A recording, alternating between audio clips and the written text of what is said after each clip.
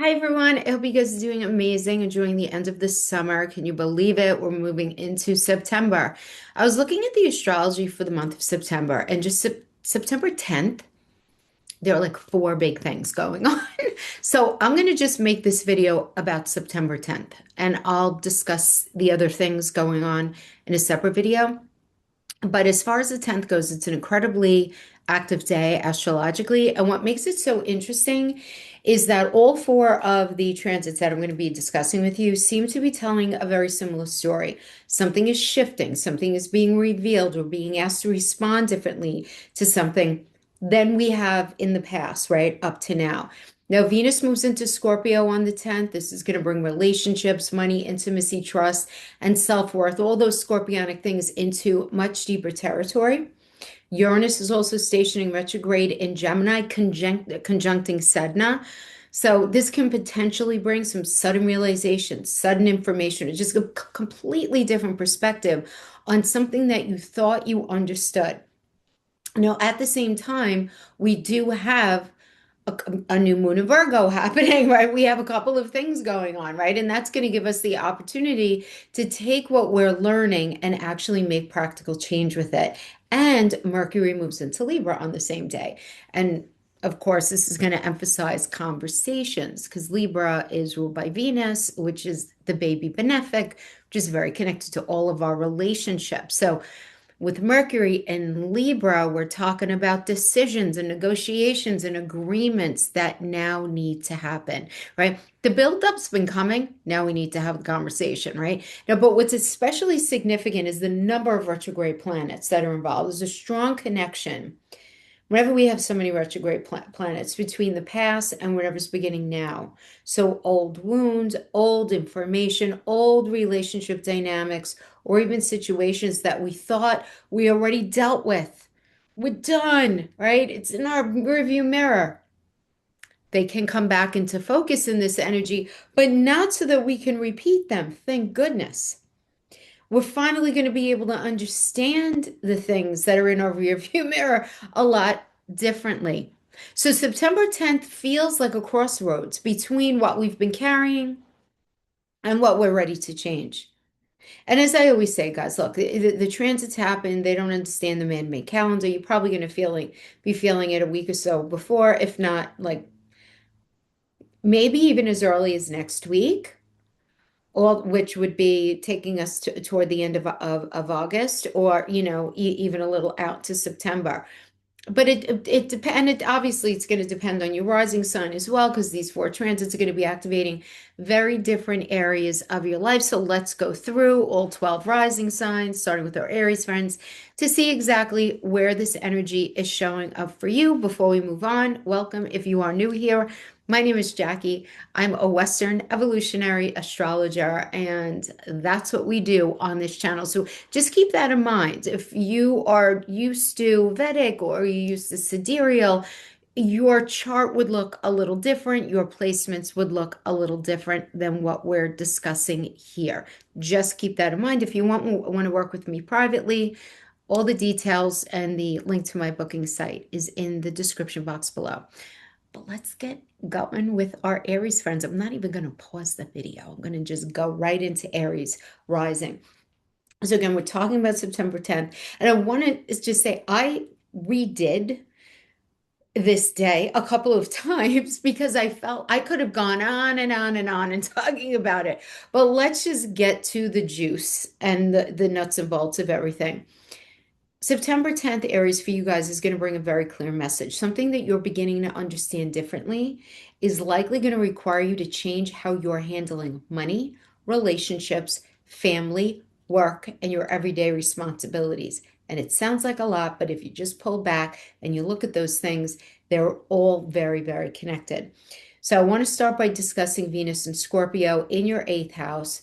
This is going to be putting a focus on shared finances, your partner's money, debt, investments, insurance, inheritances, intimacy, the idea of trust, the idea of vulnerability. That eighth house is very much about Look, the D word, the divorce word could come up, right? When we're talking about eighth house. But really, what's happening here, Venus doesn't really want that. Venus just wants us to look at how fair is everything going on, very honestly, at whether an emotional or financial arrangement is truly balanced or not in your life. Now, its opposition to Chiron retrograde in your second house is going to activate money and self-worth axis. And that's what that axis is, axis 2 and 8. So something involving shared resources can expose an old insecurity around your own financial independence or whether you feel adequately valued, right? Is that second house, when I say adequately valued, like, are you getting paid what you deserve? Are you charging enough for your services, right? If you have a client-based business, those kinds of things. Are you feeling valued in your relationships? Are you feeling good about yourself? This can be an opportunity to heal the connection between what you have and what you believe you're worth, where you're at, as well as what you think you need to get to where it is that you want to go, right? Now, Venus also connects with Uranus and Sedna in this energy in the third house. So information, paperwork, or a conversation may alter a financial agreement or change the way that you feel about a trust, about a connection, about it could be an intimate relationship, but it could also very easily be a business partner, a family member. And that square to Pluto retrograde in your 11th house can bring power dynamics involving friends, organizations, professional networks, long-term goals. So it's worth noting who is typically pulling the power plays, in the situation. Who has to have their feelings appeased first? You know what I'm talking about, right? Really looking very honestly about that, because the reminder here is very simple. You can share with someone without giving away your own power. So this isn't about you like hiding in the corner and saying, you're always trying to have all the power in the situation, and now I'm just going to kind of rebel. It's not really about that. It's about acknowledging the reality. Are you the one who is kind of driving the car, right, when it comes to a mutual dynamic? Are they? How is that looking? There needs to be a conversation there. That is what Venus in Scorpio is going to be asking you to do, to have those really open conversations about who does what, who pays for what, all that stuff. Now, Uranus turns retrograde in Gemini in your third house, and it's also conjuncting Sadness. So we do have to mention that. I'm sorry, I'm getting like a spam call here. Let me just put my phone over there. This is going to bring a major shift in your thinking because it's third house, obviously, when it comes to not only thinking, communicating, information, writing, teaching, learning, decisions. Third house is also your siblings and extended family, your neighbors in your neighborhood.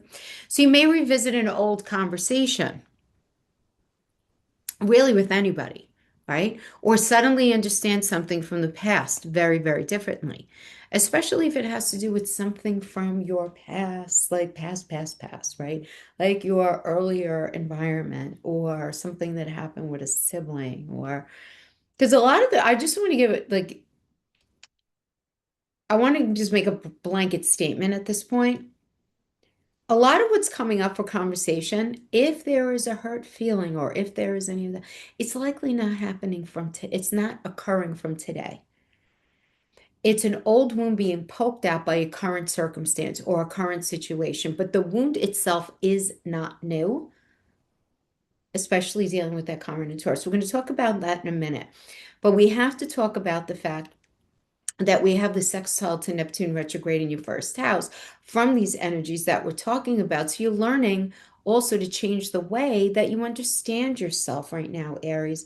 The square to Estrella retrograde in your 12th house can reveal something you've had a lot of difficulty mentally releasing, while that trine to Pluto retrograde in your 11th house connects that realization with your future goals, gains, friendships, audience, professional network even, right? That's all 11th house. And with Mercury, well, the 11th house is also older siblings, stepchildren, grandchildren, daughter-in-law, son-in-law. And I want to just throw that in because everybody's going through different things, right? Depends on what's going on in your personal birth chart.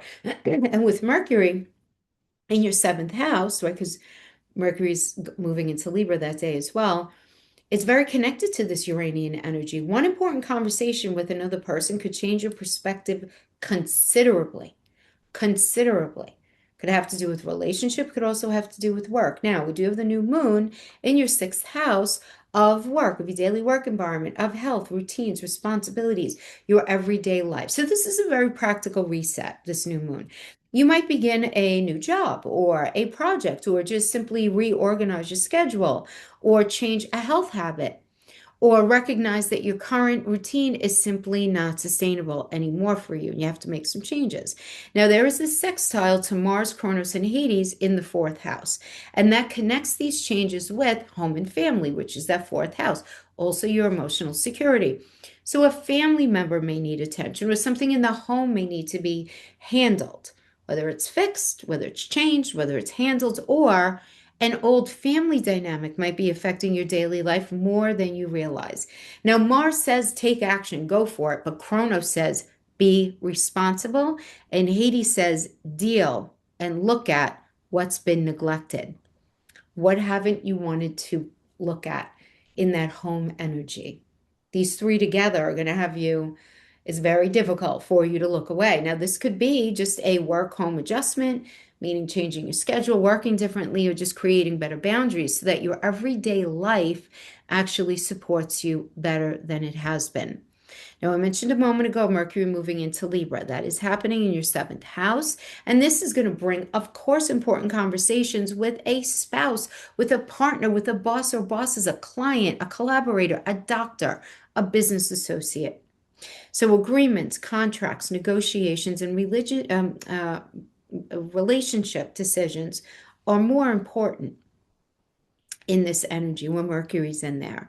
Now, Mercury is opposing that first house energy, part of fortune, and Neptune retrograde, emphasizing this me versus we axis, right? You want to compromise, but not at the expense of your own needs or direction.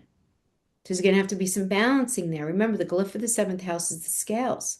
And Neptune also means clarity in matters, but Neptune is retrograde. So there could be a dissolution, a dissolving of self, of that old version of yourself. So don't assume that you understand what someone means and don't expect them to read your mind. Now, there is a quincunx to Chiron also in the second house. This can make money, compensation, security, and just feeling valued and appreciated part of the discussion. Do you feel valued and appreciated? Do you not? Right? But Mercury's trines to Uranus and Sedna in that third house and Pluto in your 11th house. This can create a genuine breakthrough, guys. So a conversation now may change not only a relationship, but also something about your longer term plans, how things play out over the long term. Okay. So, really, for you guys, in a nutshell, it's about adjusting the terms of your life because shared money or intimacy may need greater honesty. New information is going to be changing how you're thinking. And that new moon is asking you to make a practical change in that sixth house energy having to do with work, health, routines, basic responsibilities. And that Mercury energy says another person may need to be part of that, if not conversation, consideration. So you don't necessarily have to walk away from something here, guys. You don't. The financial terms, the relationship terms, the division of responsibilities, the daily routine, or your communication may simply need to change here, really. So you have to look at what needs to change in your everyday life so that it better supports the person you're becoming. Okay, Aries? So that is what I have for you. I hope this was helpful, and I will see you guys next time. Now we're going on to our Taurus rising friends.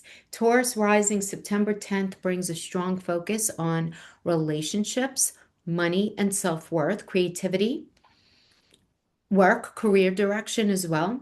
Now Venus goes into that seventh, Venus entering into your seventh house. Uranus is stationing retrograde in Gemini in your second house. The new moon falls in Virgo in your fifth house. Mercury moves into Libra in your sixth house. So there's a lot to unpack here. Let's start with the Venus and moving into, ingressing into Scorpio in your seventh house. Obviously, this is going to put an emphasis on seventh house matters, which is marriage, committed relationship, clients, business partnerships, including your boss or your bosses, all important one-on-one connections, including your doctors, your energetic output at work. And because this is Scorpio, you're likely going to be craving greater honesty, greater emotional depth, trust, clarity about what is really going on, what is happening behind, underneath the surface, behind the curtain, right? Now, Venus is opposing Chiron in retrograde in your first house, and it's activating this me versus we axis. So, likely an old wound around identity, confidence, rejection, how you feel about yourself, or just not feeling like you're not enough can easily rise to the surface while you're dealing with another person. So it can be from relationship, it could be a work situation, whatever it is.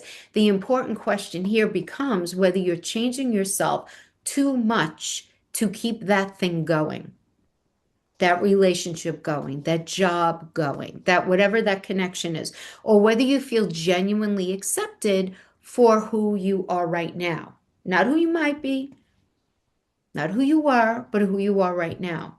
Now, Venus also interacts with Pluto retrograde in your 10th house in a square. So, a relationship, a client, a partnership, this could all affect a career direction. Power dynamics are probably going to become a lot more obvious. So Pluto equals power, right? This desire for control, right? So that becomes a lot more obvious. Like, who, is it you? Is it them?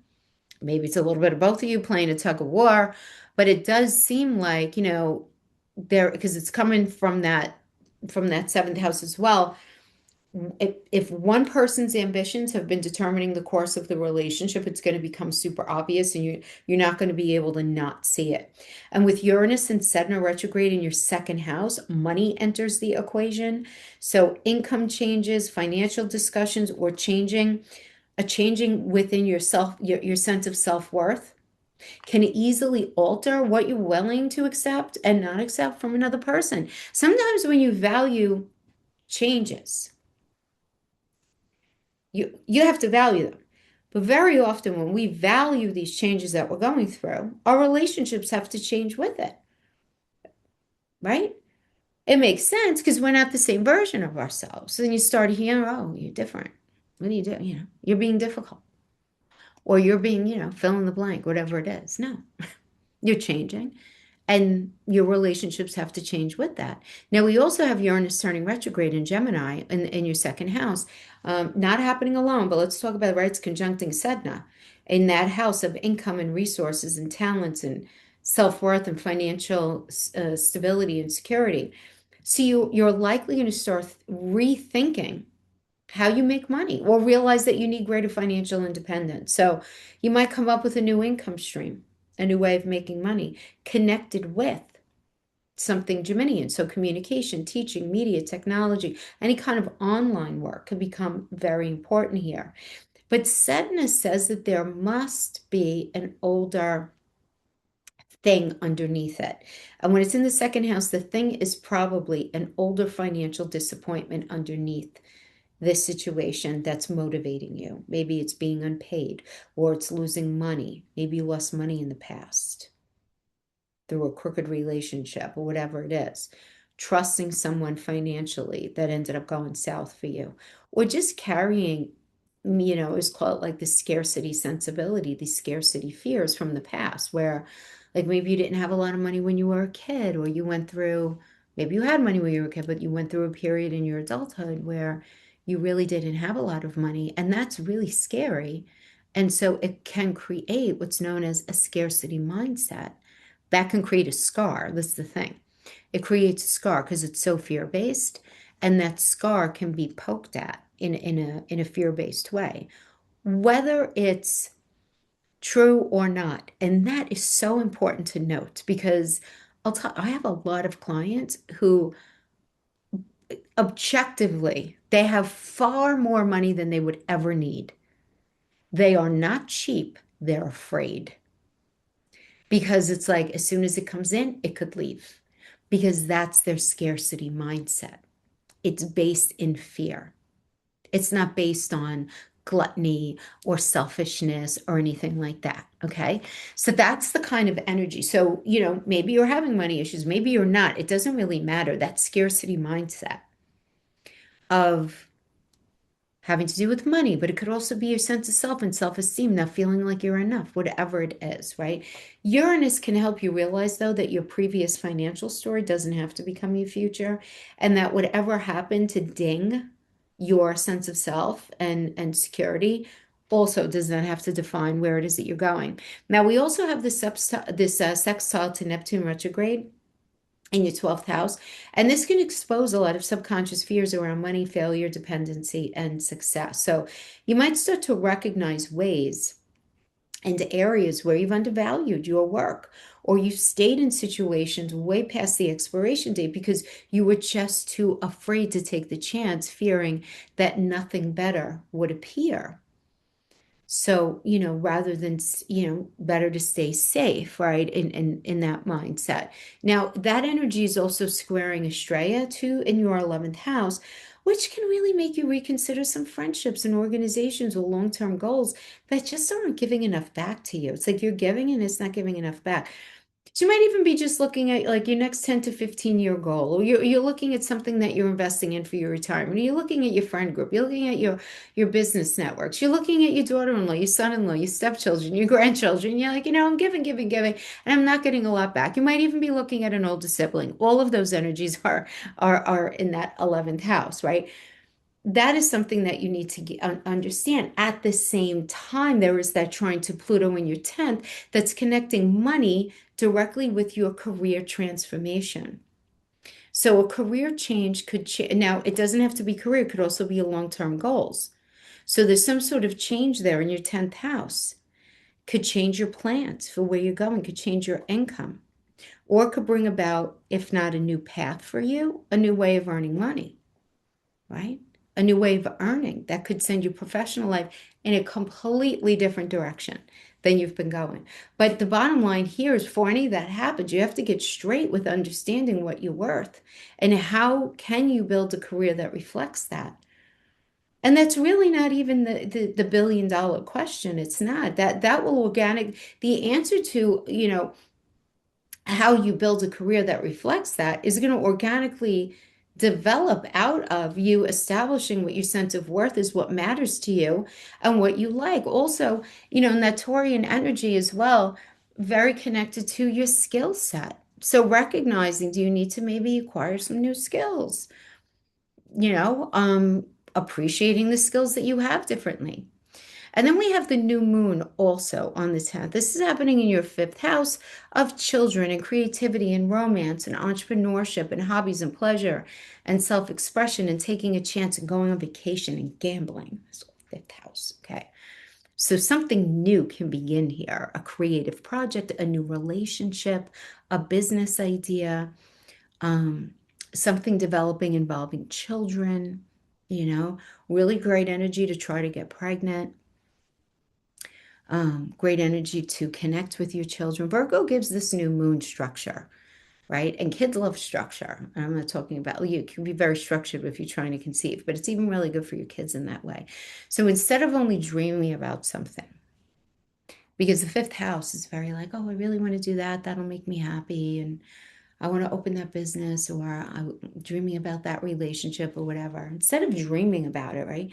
You may really start to get hardcore looking at how can you make it happen? How can you make it work? So maybe you're creating a schedule, or you're developing a talent, or you're studying more seriously, or you're turning a creative interest into something more productive, or you're being really honest with yourself about what you're willing to accept and what it is that you really want in relationship.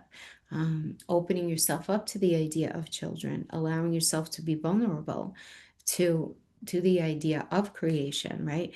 Now the sextile, because that's happening, but there's a sextile to Mars, Cronus, and Hades in your 3rd house from the 5th house. So this is so especially strong for anything having to do with writing, speaking, teaching, content creation, marketing, developing something intellectually, right? The 3rd house is very intellectual, and Mars gives a lot of motivation. Cronus gives authority, and Hades will likely bring an older idea or project back for another go around, another look-see, another chance at it, right? So if you shelved something, dusting it off, pulling it off the shelf. Really nice energy for that. This can be a very productive energy for you.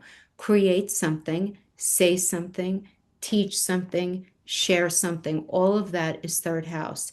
Now, Mercury is also moving into Libra in your sixth house of work, routines, your health, wellness, mental, physical, emotional responsibilities, and coworkers and your animals, your domestic pets, making your everyday much busier mentally, right? Because it's Mercury. So you may be having discussions at work or reorganizing your schedule or negotiating responsibilities or trying to make your routines more efficient or just dealing with stuff with your puppies and your kitties and all of that stuff, okay?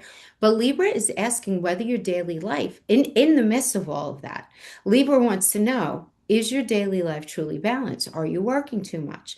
Are your responsibilities fairly distributed? Do you have enough room to take proper care of your health and your relationships and your creativity and rest? Are you getting enough sleep? All of that. Everybody says the sixth house is boring. It's really important. It's like the linchpin to our entire day, right? Now, Mercury's connection with Chiron to your first house, in your first house, can make work criticism or responsibility feel a lot more personal than it needs to be. Please hear me now. If your feelings get hurt, especially at work, but really it could be by anybody, in this energy, chances are they're poking at an old wound. It's not from something in the moment. It's likely poking at an old wound. Okay, so you may have to communicate your needs more clearly and say, I can't keep doing everything this way. I can't keep doing fill in the blank, whatever it is. Use your words and try not to be reactive to it because it can feel very emotionally charged. It can, okay? Because Mercury is involved in this, Chiron is involved in it, and Chiron is very connected to old wounds. And in Taurus, it has to do with our sense of worth, it has to do with our money, our self-esteem, our ability to have a strong foundation. Now, the opposition to Neptune in the 12th from the sixth house makes clarity and rest essential. So watch for all these 12 lessons: unclear expectations, misunderstanding, exhaustion, mental overload, hidden enemies, especially in the workplace. Be careful, pay attention. And if you think your answer to everything is, let me just work more, let me just do more, that's not the answer. Sometimes the answer isn't effort, it's rest, it's pulling back, it's going within yourself. And this trine to Pluto in your 10th house can make work-related conversations professionally really important. So you want to make sure that you're staying very balanced. So there could be a discussion with a supervisor or a change in responsibilities, or a project could affect your larger career direction. Okay? All of these things are happening at once on the 10th. So, we're talking about the 10th. It's about redefining your value and reorganizing your life around a new understanding. And obviously, you're going to start to feel it a little before, a little after. The calendar is man-made. The energies don't understand. September 10th. Like they understand it, when the math of it. But so just know that. I mean, I say that all the time. Those of you who are watching me understand. You might be feeling a little more, a little before, a little after, but your relationships may need to adjust because you're changing, and your approach to money and financial security may be shifting, and your career decisions could be very tied directly to self-worth and income. And this new moon in your fifth house reminds you that your future isn't only about work and security. It has to also include creativity and joy and love and children and personal fulfillment and, vacations if you can, even if it's just for a day.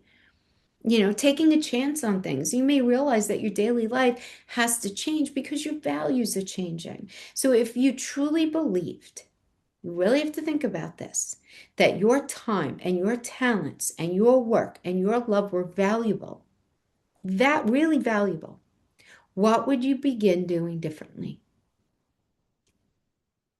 If all of those things were really highly valued, what would you begin doing differently? And this is something that I really hope you guys think about. Thank you so much for hanging out with me, and I will see you guys next time. Bye-bye. Hi, Gem Rising. So let's talk about September 10th. It's really for you guys, personal reinvention. Uranus stations retrograde in your first house. Venus moves into the sixth house. The new moon falls in your fourth. Mercury, your ruling planet, moves into your fifth. So the person you're becoming is likely going to require some changes, particularly in your work, in your routines, in your home life, your relationship with others, and really ultimately what you want to create for yourself, which of course would include all of those other elements. But let's start off by discussing Venus and Scorpio in your sixth house.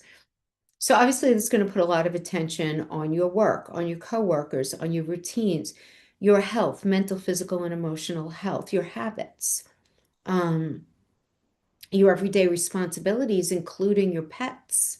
Okay, is also sixth house. So you may improve a work situation or make your daily life easier some way. But being that Scorpio's there, there's this deeper question being asked, like, what is everything that's going on in your daily life right now? What is it actually costing you emotionally? Are you overworking? You're just taking on too much. You're having a hard time saying no. You giving so much to other people that there's very little left for you.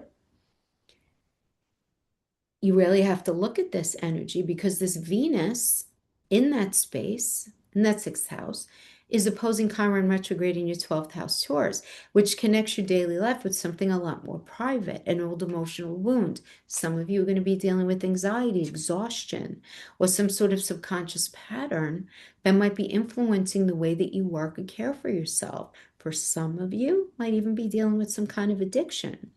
So maybe, just maybe, you learned that your value comes from being useful or being the person who fixes everything.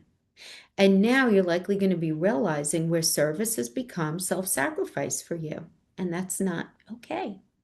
So that connection with Trans-Pluto in your fourth house is telling me that home and family is likely going to be part of the solution.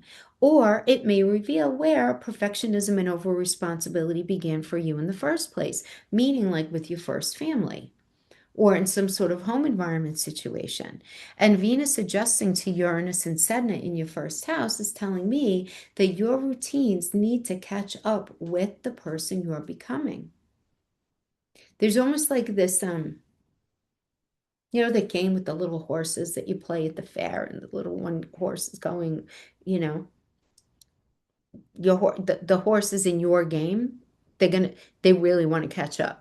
So a job, a schedule, a habit, or responsibility that once worked, no bueno anymore. It's not going to fit you anymore.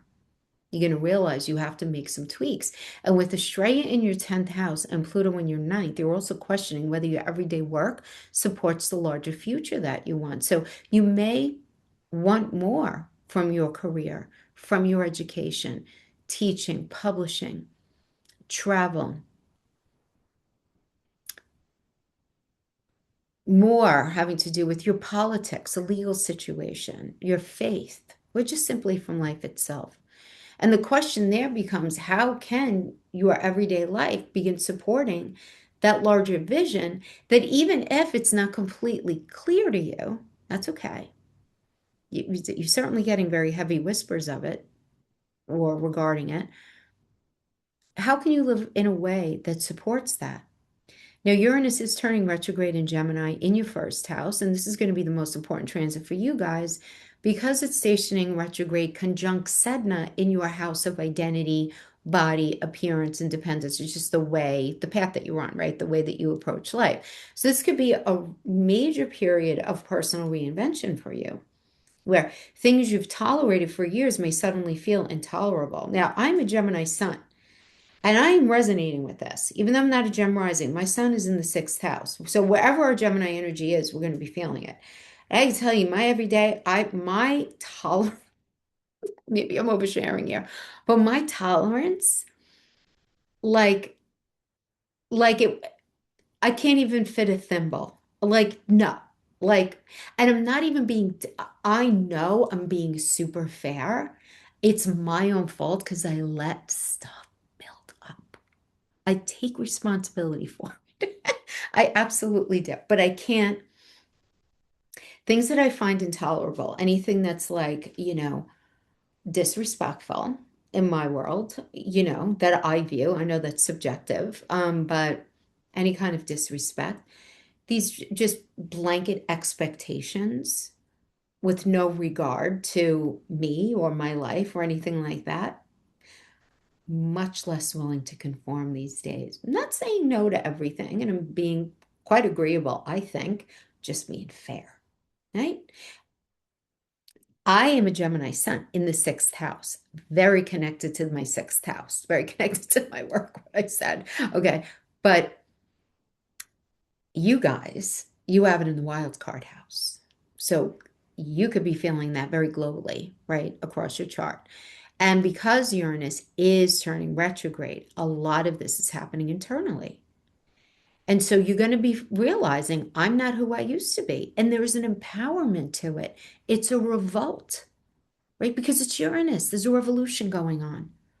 Now, Sedna adds an older story here. Amen to that. Maybe part of your identity developed because of past disappointment or betrayal or abandonment or circumstances or just a crappy identity, self-concept that forced you to become highly adaptable or independent in a situation. Uranus can just help you recognize that something can shape you without having to define you forever. That it's okay to make these tweaks and these changes and say what it is that you're comfortable with. Saying all of these things. You don't have to continue being that version of yourself that you've been. You could be a very healthy version of yourself moving forward. It doesn't have to be, well, I'm not dealing with anybody. I'm not being agreeable. That's not healthy either. Right? So we have to scale it a little bit, especially with Venus and Scorpio, right? Now that sextile to Neptune retrograde in your 11th house, this can change friendships and communities and audiences and your goals and gains, especially for like the next 10 to 15 years. Um, Neptune retrograde can really dissolve whatever house it's in, right? Whatever it represents, it creates fogginess and lack of clarity. And so it's friends, it's networks, it's your future. It's your older siblings, it's your stepchildren and grandchildren, your daughter-in-law and son-in-law. So in all this confusion, with the conversations coming from other parts of your chart, as I'm discussing, you may outgrow certain people or realize that a dream you once pursued isn't really yours anymore. You don't want the same thing. And with that square to Estrella in your 10th house, that can absolutely make you question whether your professional identity still represents you. Equally so, does the long-term path that you're going on, does that even resonate with you anymore? You don't necessarily have to abandon everything that you've built, be it your job, your relationships, whatever it is, but you are going to have to redefine what does it look like to be successful in that space. And that trine to Pluto in your ninth house can make education and teaching and publishing and travel and spirituality or it could just bring basically a major change in your worldview as part of this reinvention. This is really profound, but I'm seeing this as completely positive. Uranus is also trining Mercury in your fifth, and this gives personal change a creative outlet. So you might start doing something fun and creative, like writing or teaching or content creation. Or maybe you're thinking about starting a business or developing a project or simply express yourself a lot more authentically or just getting in touch with your inner child or just making more valuable time to play with the young people in your life. Give yourself permission to become someone you haven't been before. Because it's like right there on the other side of this door, and it's knocking in September, especially the September 10th energy. It really is this bit of I'd say crossroads. I'm going to just call it more of a threshold, right? Now, we do have the new moon in Virgo, and this is happening in your fourth house of home, family, property, real estate, parents, your first family, living situation. Emotional foundation. So a new chapter can begin here. You might move. You might be talking about moving, right? Because that Virgo energy is ruled by Mercury. So maybe you're talking about moving. Maybe you're reorganizing and you're renovating your home. You're dealing with property, making a decision involving family. Maybe you're making a home office, or you simply realize that your private life needs to start functioning much differently, because it's also sextiling Mars, Cronus, and Hades in your second house. And that connects these changes in the fourth house directly with money and security. So there could be household expenses, a financial decision involving property or family, or a need to become more structured with money. Now, Mars motivates action. Kronos asks you to take financial responsibility, and Hades can bring an older or neglected financial matter back for attention. But I wouldn't worry about this just because it is sextiled, so it's not going to create that much tension. Ultimately, everything is going to be okay. It's a very energetically supported energy, but there's also the psychological component, right? Because the second house represents what you believe you're worth. And with that fourth house energy showing a lot of you where those beliefs began. Hmm. Where did that narrative that runs in the belly of your stomach about your story of your life, how did it begin? Because you may recognize inherited ideas about yourself, about money, about security that just no longer belong in your life. Goodbye. Fly away like a bird, right? Because you're creating what matters to you. And by the way, I don't care how old you are. I don't care how old you are. You can be 92 years old. If you never dealt with it up to this point, recognizing where those early narratives, how they perpetuated, and how we build life on top of that. But this is an energy that want, because it's not just the moon, it's not just Venus, it's not just Mars, it's everything together. So this new moon with all these other energies is likely going to be creating for you a different home and a different definition of security for yourself, especially emotional security. Now, Mercury does move into Libra in your fifth house. Again, the house of creativity, children, fun, romance, pleasure, self-expression, all those beautiful things. And your mind becomes just so creative. This is so good for anything creative. I don't care what it is, writing, art, songwriting, content creation, writing a course, any kind of business idea. Excellent for having a conversation about children. I love Mercury in Libra in the fifth house to meet someone new. If you are single, so good. Having, like, you know what I mean? Like really good connected conversation. But there's probably going to be a very important conversation involving one of these fifth house energies. So if it's not connected to romance, like I'm discussing here, or having to do with children, it might just be this larger question of what do you want to create that makes you really happy? And with Uranus in your first, in that first house, trining Mercury, creativity can become one of the primary ways that you're discovering this new version of yourself. And again, it's anything that makes you happy. Right? Now, Mercury's connection with Chiron in your 12th can help you finally speak or write about something that you've kept private. So if you feel like you've had some sort of like memoir percolating inside of you, and I know many of you have, you've messaged me about it, this is such a good energy to do it. Creative work is so cathartic in this energy. Although you may need to decide how much of yourself you're ready to reveal, I say put it all in there. You don't have to keep it all in there. Throw it all at the wall, right?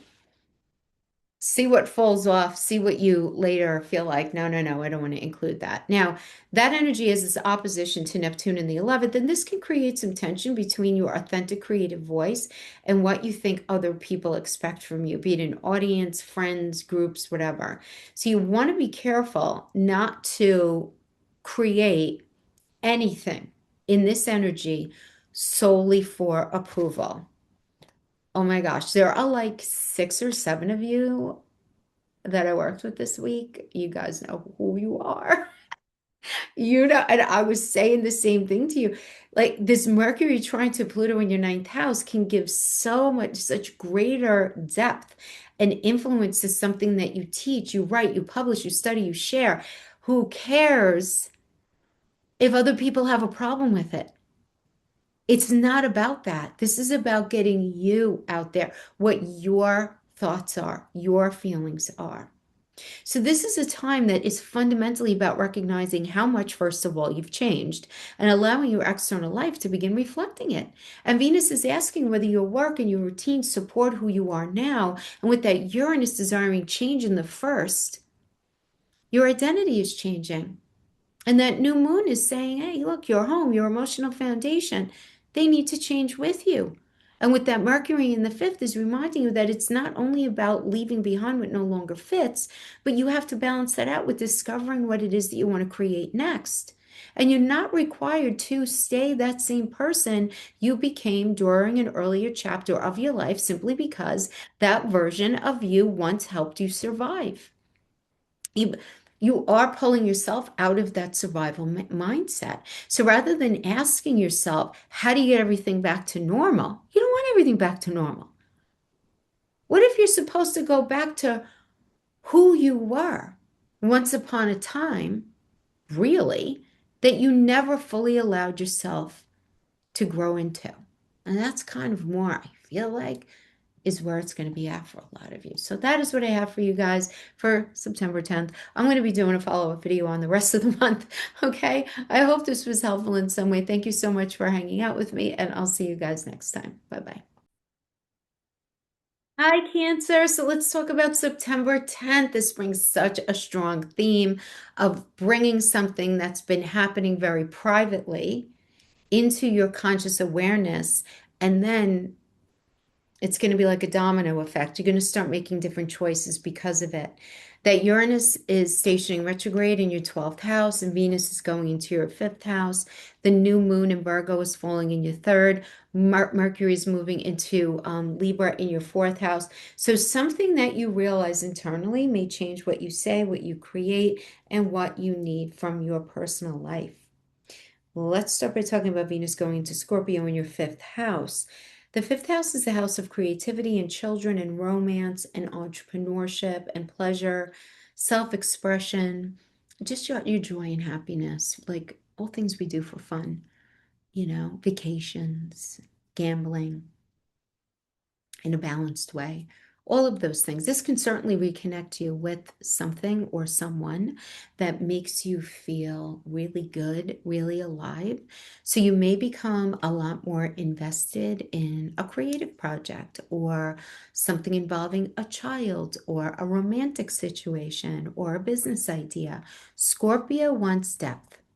So you're probably less interested in that in the middle of September there with anything superficial. Now, Venus is opposing Chiron retrograde in your 11th house, which can easily expose old wounds involving 11th house situations, which is goals and gains, money for the future, friendship networks, um, stepchildren, grandchildren, daughter-in-law, son-in-law, older siblings, medicine, technology. But I feel like it's very connected for you guys around feeling accepted. So if you're putting something creative into the world, don't allow other people's reaction to determine its value. Especially now, don't do it. This is really about the difference between creating from your heart and creating for approval.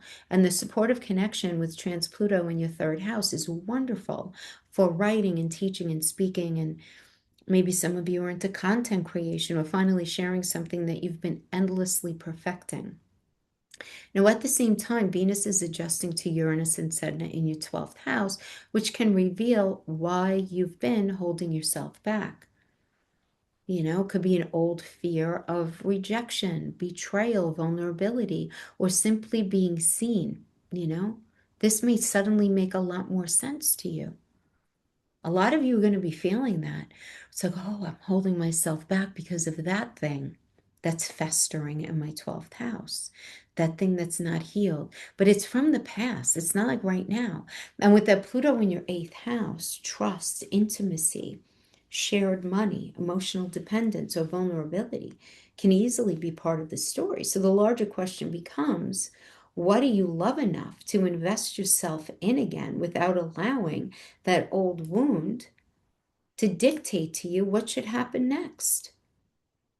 There's got to be some sort of clarity there and some sort of separation, right?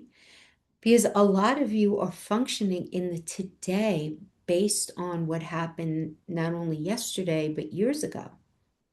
And there's just going to be this clearing for you. And we have Uranus going retrograde in Gemini. This is happening in the 12th house.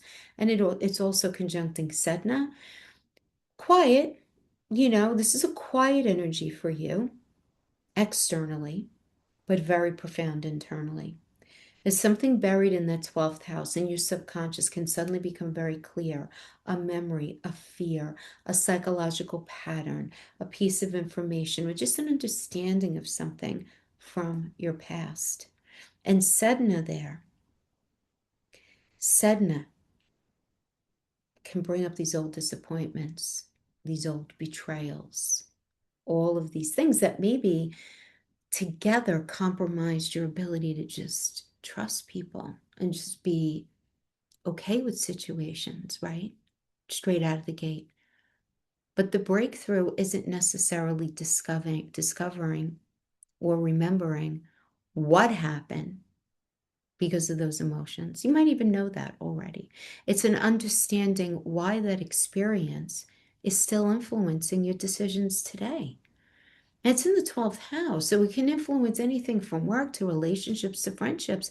But once you see the pattern, you have the opportunity to interrupt it, especially with the way your chart is going to be looking. I'm saying that as a general comment. I don't know you and your personal, how it's speaking to your personal natal chart, but just for the archetype, your archetype. Okay, you're going to have the energy to help you through that. Now, the sextile to Neptune in your 10th house, this can connect to this inner awakening when it comes to career and purpose and what the hell am I doing anyway? And where is my ultimate path anyway? Right? You just like Monday turns into Tuesday, turns into Friday, turns into next week and next month, blah, blah, blah, right?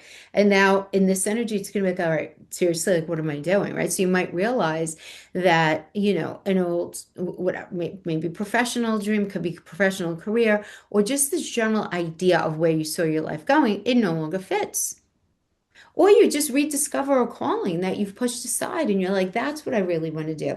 But the square to Australia in your ninth house can also change an old belief. It could change an educational path, a spiritual perspective. These are all ninth house things. Your politics can change. Again, your whole worldview. Or the idea about what life was supposed to become. All of that is doing this little shifteroo for you, right? And if Uranus is trining Pluto in the eighth house, this is very deeply psychological, obviously. So you may understand a pattern, right, involving trust and intimacy and power and vulnerability that you've carried for years, right? And this is kind of energy that, like, every heartbreak, every cheat, every, crooked energy, right? It all comes up not to bother you at all, but just to heal it and just to look at it and say, huh, you don't matter anymore, right? Because there are going to be these revelations involving, for a lot of you, shared finances and debt and insurance and taxes and inheritance and investment. So those things are going to be coming up while you're also experiencing these old challenges when it comes to trust and intimacy and power dynamics. So just know that going in.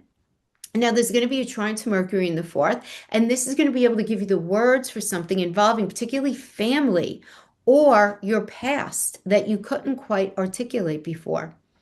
So I feel like that's going to be a good thing for you. But what you bring into consciousness no longer has the same power to control you from behind the scenes. It just doesn't. It doesn't anymore. For whatever reason, it's a little different for each of you. But that new moon in Virgo in your third house of communication and writing and teaching and learning and siblings, extended family, paperwork, transportation, your electronics, your everyday information. This energy can bring a new chapter involving something that you want to write or teach or study or communicate or develop. And because it sextiles Mars, Kronos, and Hades in that first house energy, you're ready to act on what you're thinking. Mars makes you more assertive. Kronos gives you greater authority, you know, to your own mindset, your own voice. This is especially powerful if you do anything like writing, teach, counsel, consult, manage, or anything where you're sharing your expertise professionally. So you might finally recognize that you know what you're talking about and you're ready to use your voice differently. There's no hiding behind a rock here, right? And it can also be surprisingly practical for you, having to do with that third house. It can. It could show maybe getting a new computer or a new phone, a new car, or maybe just some new software, or you're redoing your schedule, or you're creating a new course, or some sort of communication system or a solution to something that's been tricky on you every day. You figure out an easier way to get things done. That's all like just like practical stuff. Now, Mercury is also moving into Libra in your fourth house of home, family, parents, your first family, property, emotional security. And this is going to bring conversations and decisions into that very private house. It's an angular house. It's the deepest house in your chart. So there can be some sort of family discussion, property matter discussion. There could be a change in living arrangements or negotiation over household responsibilities. The idea here is Libra wants fairness, right? There's a reason why the glyph for Libra are the scales, right? So you may be asking whether everyone is actually carrying their share. And if they're not, you are not going to be shy about it. But there's a way to say it, and you want to make sure that you're exercising some Venusian energy there. All right. Calm, empathetic, right? You want to really remember your end goal. So if you bite somebody's head off, and I could appreciate it, right? Because, I get it. I'm ruled by Mercury. Like we could be snappy or whatever when we need to be. I get it. But think about your end goal here. Is also Mercury's connection to Uranus and Saturn in your 12th house. This can bring something that you've privately processed out into conversation. So you might finally feel moved to finally say something that's been like boiling, right, that you've been holding back. You could also uncover information about the past, or you understand the family dynamic very differently. Now, the adjustment to Chiron in your 11th house is likely going to require a little bit of balancing of home or family needs with 11th house energies, having to do with networks and friendships and groups and community obligations, or just your long-term plans. And Mercury opposing Neptune in your 10th, this creates clear home versus career questions, right? Where family circumstances may influence professional decisions or career developments can require changes at home. All fine. Just make sure that promises and possibilities of what is potentially being offered here are concrete before reorganizing your entire life around them. So just be mindful. If somebody says, "Oh, I'm going to come in, I'm going to help you with this, this, and this," or "I'm going to give you this offer," da, da, da, all great. And I'm not saying just cautiously optimistic and just wait until you want to make sure everything is concrete. Now, finally, we have Mercury trining Pluto in your eighth house, and this supports deeper conversations involving shared finances, mortgages, debt, taxes, um, insurance, inheritance, any kind of investments at all, or just something could be just something emotionally difficult that the family has avoided discussing because nobody wanted to talk about it, right? But that trine is very supportive for it. Okay. So, we're talking about the 10th. This can bring some internal realization that changes how you move forward externally. Expect that. A lot of you are probably feeling it start in August. Uranus in your 12th house exposes something that you've been carrying unconsciously, while that Venus in the 5th is asking you to reconnect with your happiness and that inner child, something purposeful, something meaningful. With that new moon in the 3rd, it's giving you a new voice, while that Mercury in the 4th is bringing an important conversation having to do with home, property, real estate, family life, whatever it is. And with that Mars, Chronos, and Hades in your 1st house, you're not powerless in any of this, Cancer. You're being asked to act differently because you understand yourself differently now. You can care deeply without carrying everybody else's crap. You don't have to carry everybody else's bag. That's my new thing. That's my new thing. Is that my bag to carry? No, it's not. Okay. It's very liberating. You guys should try it. If somebody's having some kind of issue, you could be there for them and you can love them. But, us empathetic souls, we could be like, oh, but I'm worried about them. It's like, no, no, no. You know what? I have to trust them to make their own decisions, their own choices. That is not my bag to carry, right? Very liberating, I have to tell you, right? And you're going to feel moved to make some really good decisions for yourself, and you can make them based on what you feel you need for your security and your fulfillment, your creativity, and things that make you feel emotionally alive, right? So you have to really think about what truth you've been privately processing that you're finally ready to build a different life around. Because I would guarantee, especially over the last, especially the past 3 or 4 months, a lot of you guys have been doing a lot of thinking. And now it's time to actually get that out of you and put some words to it. All right, my friends, that is what I have for you. I hope that was helpful for you. Thank you so much for hanging out with me, and I'll see you next time. Bye-bye. Hi, Leo. I hope you guys are doing great. Let's talk about September 10th. We're really going to be focusing for you guys on security and value and belonging and relationships and just this general future you're trying to create. And those are all components of it, right? Venus is moving into your angular 4th house. Uranus is stationing retrograde in your 11th. The new moon is falling in your 2nd, and Mercury enters your 3rd. Underneath all of these larger questions is really this big wonder. Does your life, the life that you've built, still give you the kind of security that you need right now in your life? Does it still give you security, and is it the kind of security that's acceptable for you right now? Maybe it was great a year or two ago, but is it right now? Okay, so Venus is moving into Scorpio. Let's talk about this. Moving into Scorpio in the angular 4th house of home, property, parents, your first family, um, real estate, emotional security. So you may want to improve your living environment. You may want to spend more time with family, or you may want to address something emotionally that's just been kind of lingering underneath the surface. Scorpio wants greater honesty about what's really happening in your private life.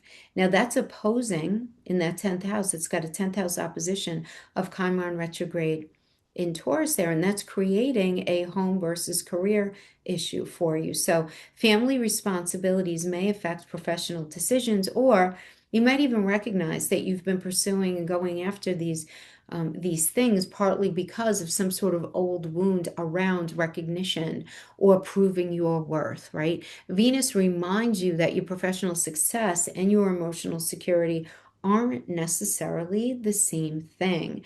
And with this Venus sextiling trans Pluto in your 2nd house, this can bring a very practical decision around home, property, or even household expenses. But don't compare your financial security with where you think you should be now. Don't do that. Not now. Just don't, right? The adjustments to Uranus and Saturn in that 11th and the part of fortune in your 9th that those energies together tell me that there is some sort of change going on having to do with your goals and gains and what it is that you're looking to do over the next 10 to 15 years. They could be changes in your friendships, in your education, in your travel, in your teaching, having to do with publishing, or just a larger opportunity may require changes at home.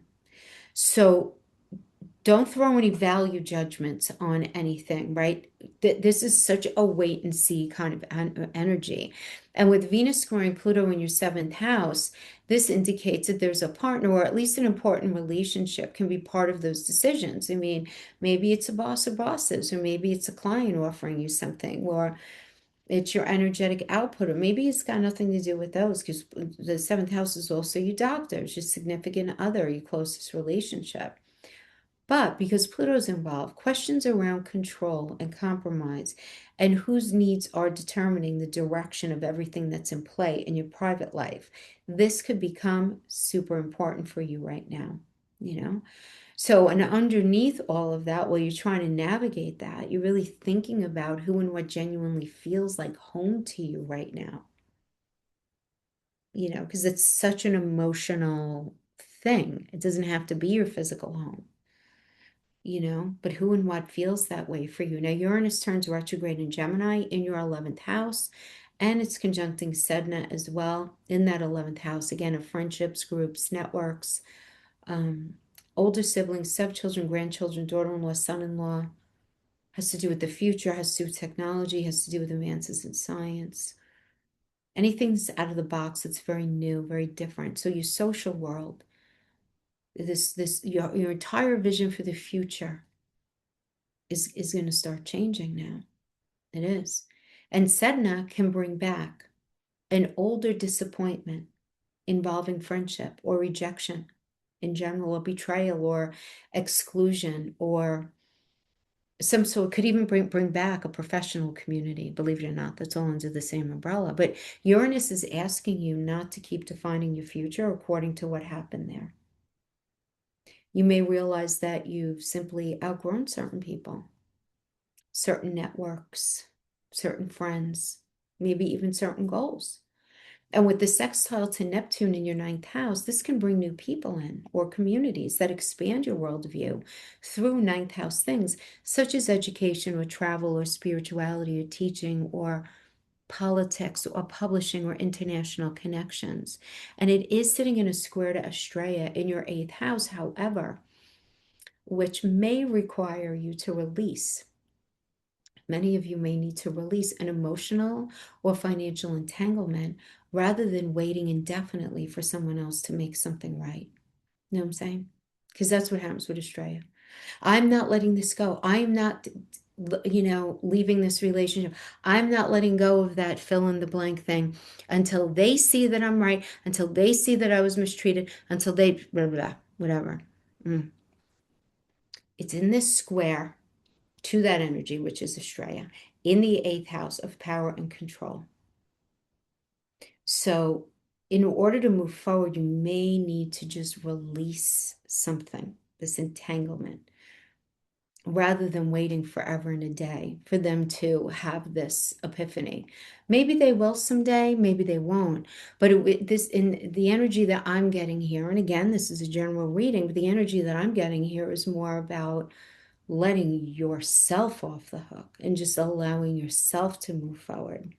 Now, at the same time, Uranus is trining Pluto in your seventh house, which can transform an important relationship as your future goals change. So you might also meet someone influential. I know that's very subjective, but maybe a really important client or a partner or a collaborator through your network. And this trine to Mercury in your third can bring a breakthrough through communication, right? It's kind of thing. This kind of energy was like one message or that one conversation or that one idea or that one introduction could point you toward a completely different possibility. And a lot of you are you feel the rumbling of busting out of something because outgrowing a goal isn't the same thing as failing. It's not. Just because you had your eyes and your mind set in one direction and you weren't able to manifest it for yourself or life got into it, whatever the case is, that's not failing. That's just it. For now, right now in this energy, it's about recognizing that you've outgrown that goal. Sometimes you've simply become someone who wants something different. And because of that, you don't even realize how you demand the energy to change. We will these things into existence where we were going to go in that direction. Oh, I'm going to go in that direction. But here you start to change. This starts to pivot you. whether you want to or not, right? Because your emotions are more real than anything else.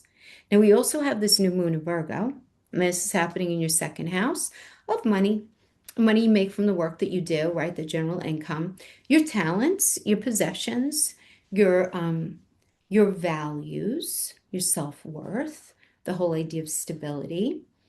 This is opening up a new financial chapter for a lot of you. So you may develop some sort of new income source, or you might start budgeting differently or save, or maybe you're going to raise your prices.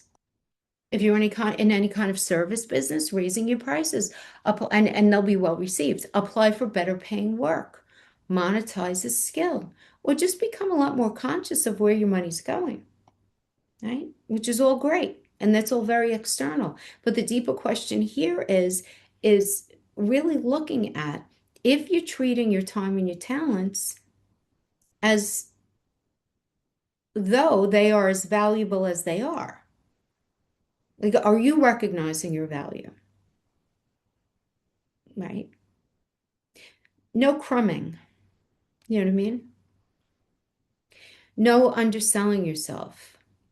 I mean, a lot of you, I feel like, if you're in the service industry, a lot of you have been undercharging, or you're just giving too much away, or you're staying in work that just doesn't compensate you appropriately, right? And that Virgo energy there wants an accurate assessment of what you contribute, not inflated and not diminished either, though, right?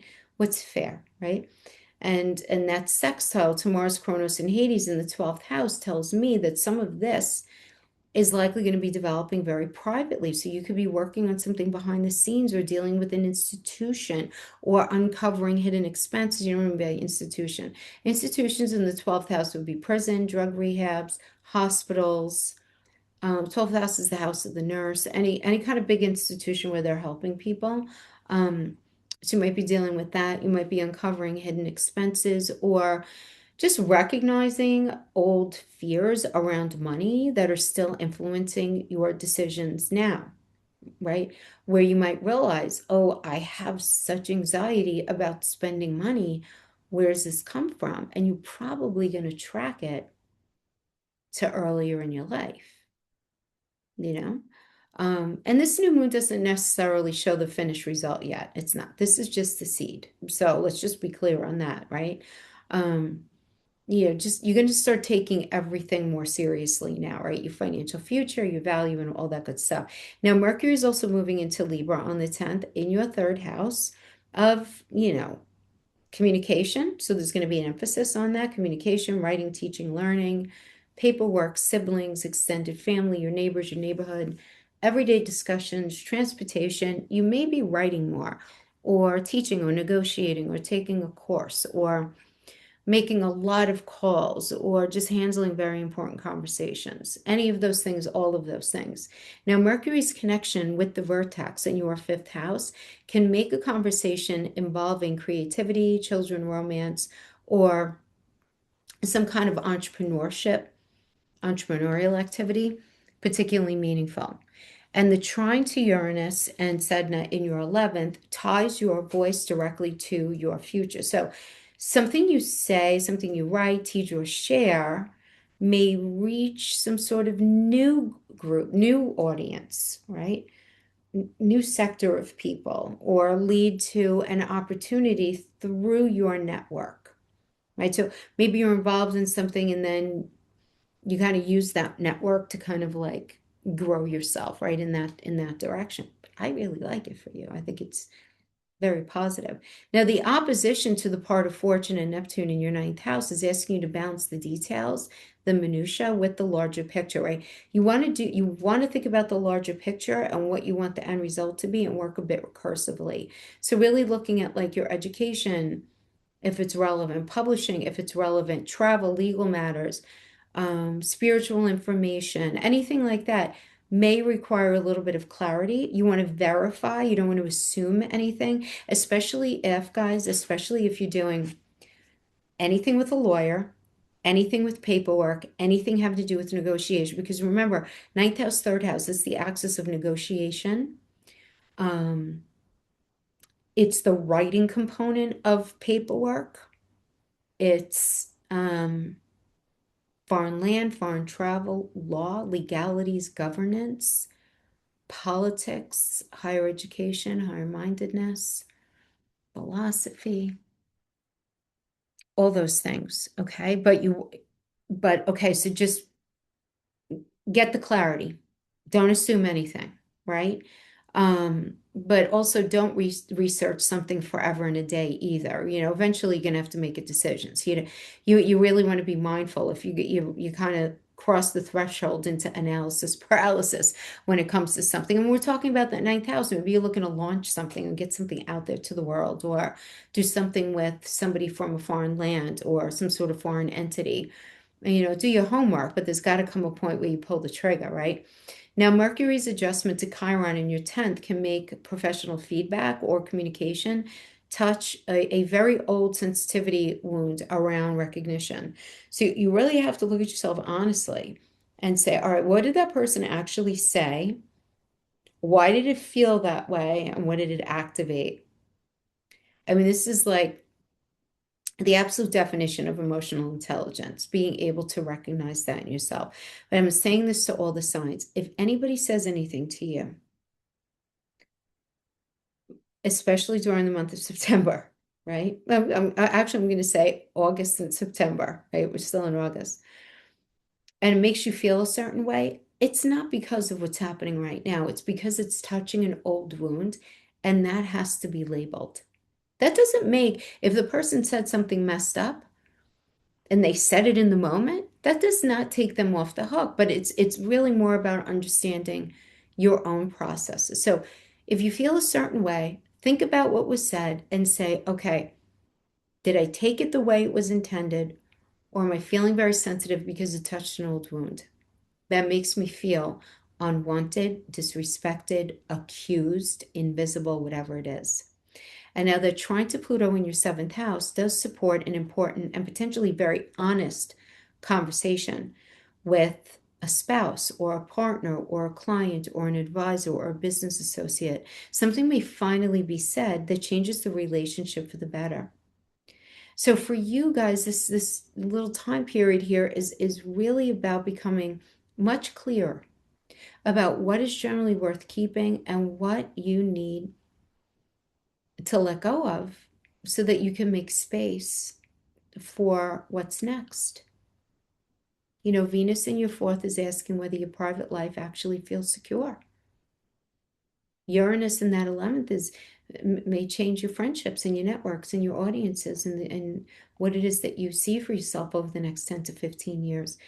The new moon in your second house is asking you to get super practical about money and recognize the value of your skills. And Mercury in the third reminds you that one conversation or message or idea or piece of information could open a completely different door for you. And there's this very important, I guess, delineation that I want you to think about is, how does your life look objectively versus how does your life feel subjectively? And looking at that divide and really identifying the points of contention. Does your home feel secure? Does your career feel meaningful?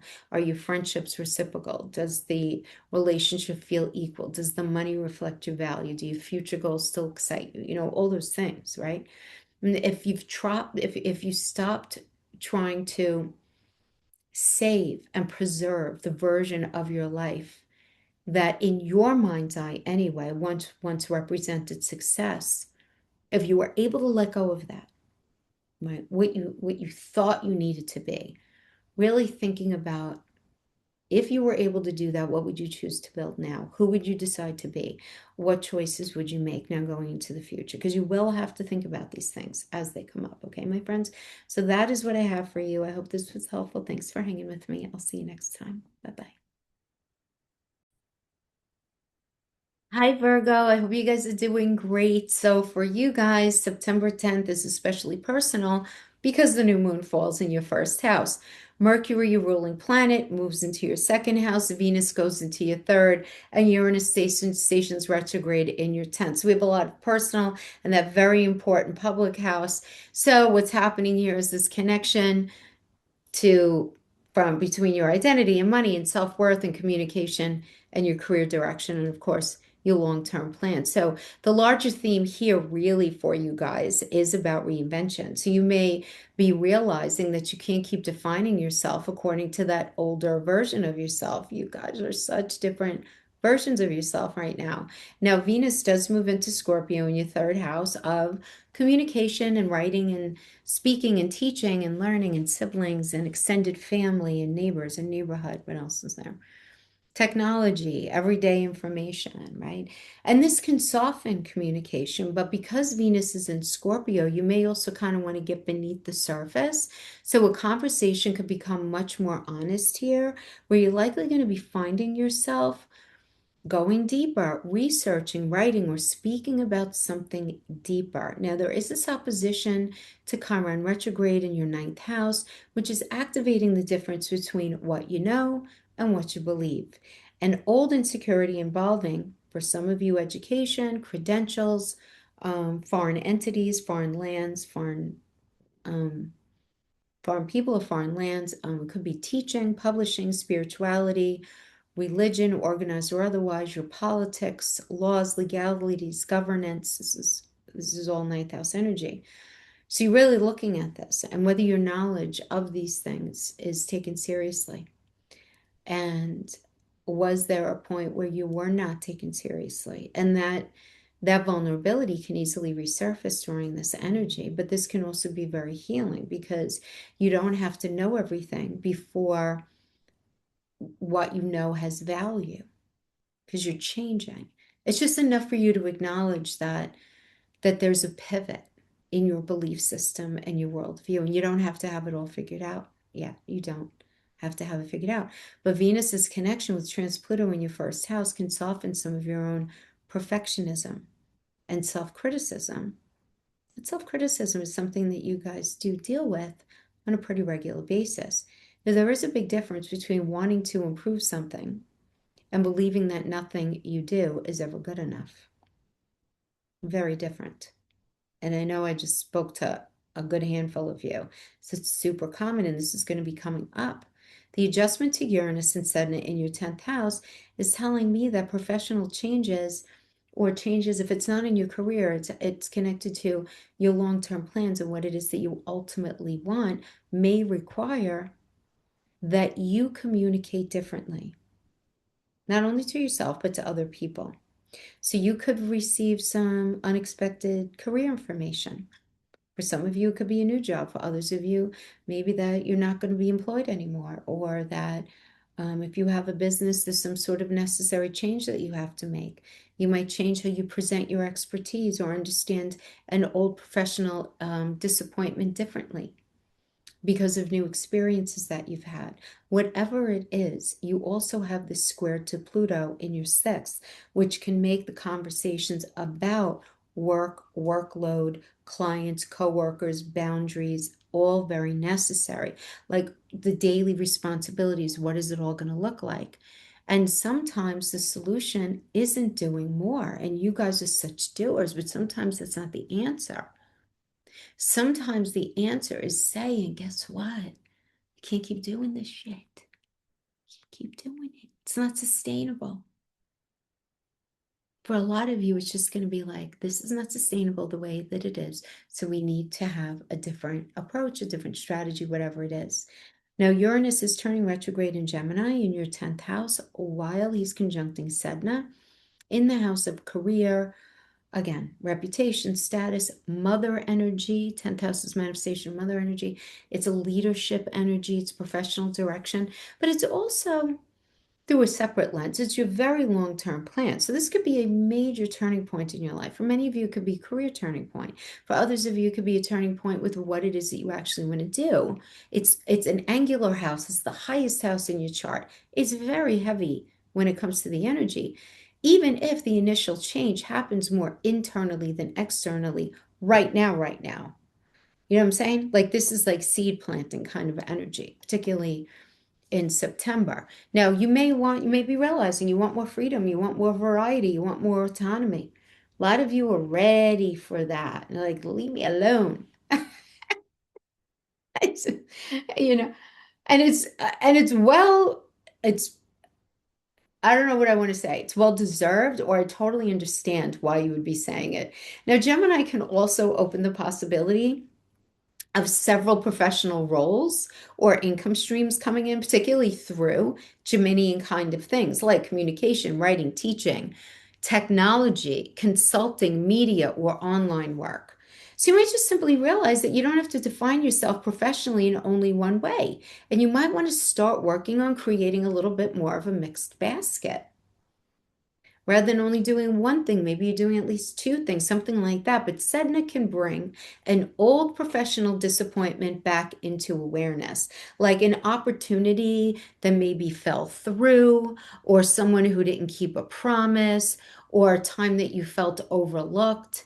And Uranus is asking you to not make that experience the blueprint for everything that comes next.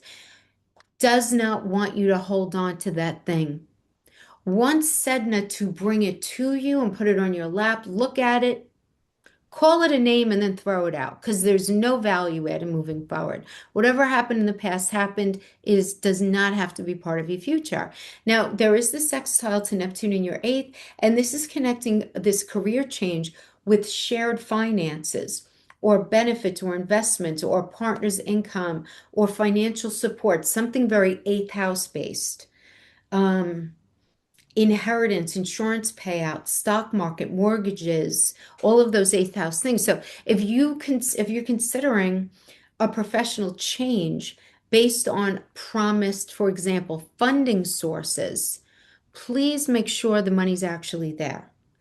If you are ready to make some sort of big life change because someone promised you, I'm going to take care of A, B, and C, having to do with like finances or even just being there. Wait, wait, wait. Are they really? Wait for them to walk their talk, right? I know it sounds like I'm telling you not to trust anyone, and I'm not. I'm saying just be smart and diligent and make sure people are walking their talk and make sure the money's in the bank before you even talk about it. Right, with anybody, okay? Now, there is a square to Astrea in the seventh house, and this can involve seventh house. It can involve a spouse, a client, a business partner, or a collaborator who may not be evolving at the same pace as you. So you may need to renegotiate the arrangement or the relationship rather than continuing to hope it eventually becomes something different, holding on to the possibility and the potential of the person or the situation. No, stop yourself, take a deep breath and be super honest. What is it right now? And am I okay with what it is right now if it were this forever? Right? I'm really looking at that and sitting down and having the conversation because Estrella has a really hard time letting go. Estrella wants to believe I can stay until they love me, until they recognize me, until this boss realizes how valuable I am, until all of these things. All of reason, I mean, I'm not saying that they're bad reasons, but there there is like a real understanding that something is likely run its course and you're having a hard time letting go of it. So there's got to be some sort of change in there. So there's got to be at least a renegotiation. And Uranus trining Pluto in your sixth house connects career transformation directly with that everyday work. So it's not enough to ask what title you want. You have to really figure out what do you actually want to do with your time every day? What do you want to do? It can't just be about money. It has to be about what it is that you want to do with yourself. Now, we have the new moon in Virgo in your first house, and this is really the heart of that September 10th energy for you. It falls in the house of your identity and your appearance and your body and your priorities and your independence and your personal direction, right? I mean, so you really want to look at this new moon and your energy as a personal reset. So some of you may even opt to change your appearance, it's very physical, right? So maybe different hair, or different clothing or something like that. You're taking better care of yourself, or maybe you want to start a project or become more assertive, or just simply decide that you no longer want to identify with an older role that you've been playing. And because it's in Virgo, you don't just say, I want a different life. You have to say, what can I actually start doing differently that would be able to manifest in that different kind of life? And that part of fortune that's also in your first house, that's reinforcing the benefit of investing in yourself and taking your own needs and direction a lot more seriously. So very beneficial energy there for you. Now, there is a sextile to Mars, Cronus, and Hades in your 11th house, in that Cancer energy that connects this personal reset with friendships and networks and organizations and audiences and future goals. So you may become much more proactive about networking, going after a goal, creating an audience for yourself, or just stepping into greater leadership, right? But a lot, like what's underneath that, a lot of it has to do, it's connected to the idea of home and what's been happening with home, property, real estate, and or your first family, or even just your own emotional security. And really thinking about that. And don't be surprised if an older dream or professional connection also comes back around for you to consider. You don't have to say yes, but for you to consider. It's going to be different for everyone. But you really want to think about if that goal and the people involved with that, do they belong in the future that you're creating, or do they need to stay in your rearview mirror? And you're going to have to figure that out. Now, Mercury is also moving into Libra in your second house, and Mercury is your ruling planet. And that second house is connected to money, income, talents, resources, values, your self-worth, your ability to feel stability. So you're thinking more seriously about compensation and prices and budgeting and other income stream, or how effectively you're using what you already have. And Libra is asking you to really understand what gives you what it is that you're giving, right? The reciprocity, the proportionate um, extent of what it is that you're giving out, right? So you're giving out, and maybe you're not getting paid enough, so you ask for a raise. Or you have a fee, but based on maybe what somebody wants, they want you to go above and beyond, you negotiate or renegotiate that fee. Or maybe you just change your rates altogether, or you simply recognizing that your time and your expertise have greater value than you've been giving them.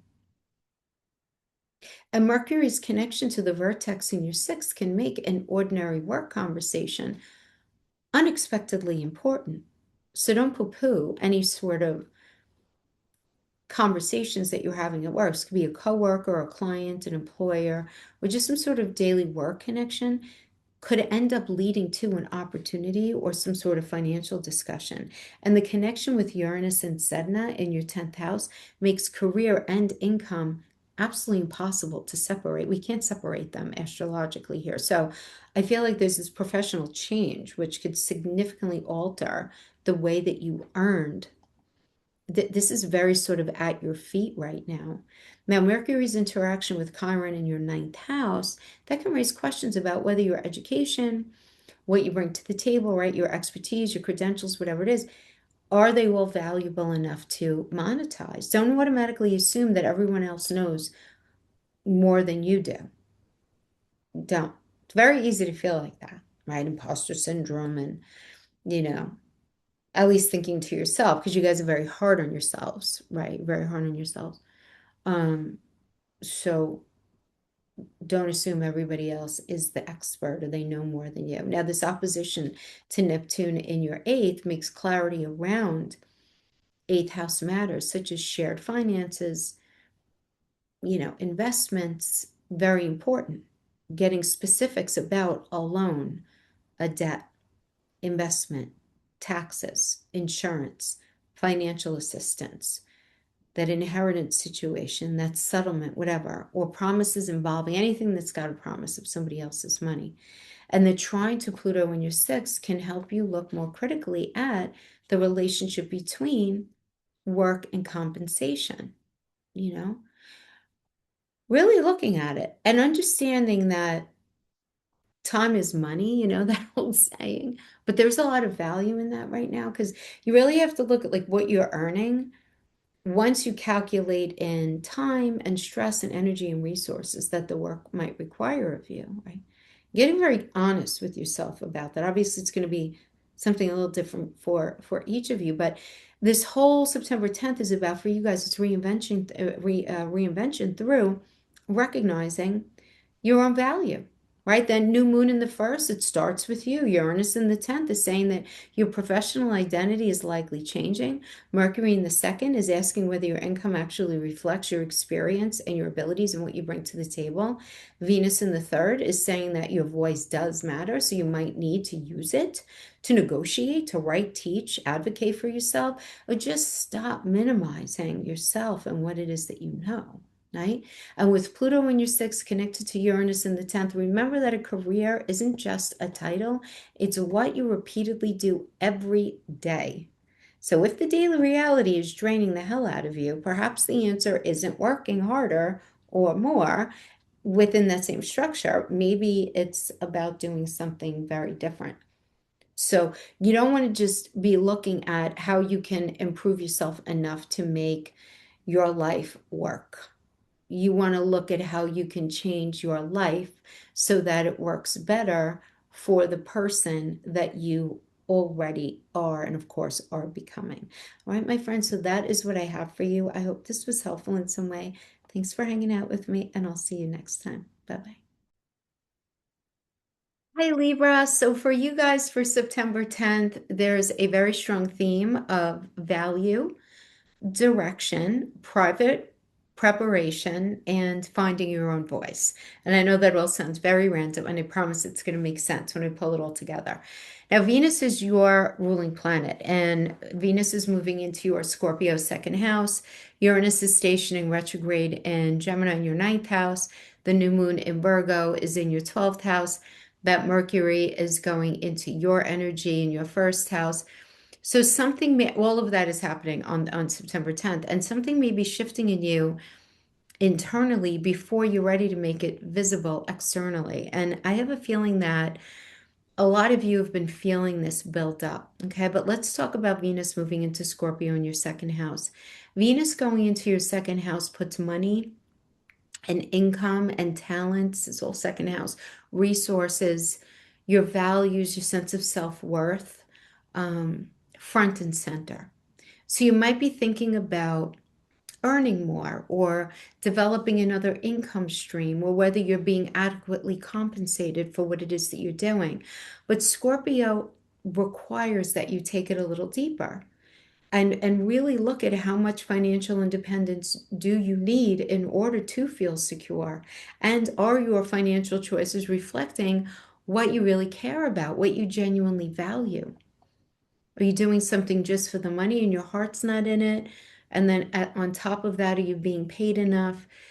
All of that energy is opposed. There's this opposition to Chiron retrograde in your eighth house. So the second house, eighth house axis is being activated, which is your entire money axis. So your resources versus shared resources, like a partner's money or a partner's income or debt or taxes or loans, insurance, inheritance, investments, or financial support, all may expose an older wound around dependency, or for many of you, even trust.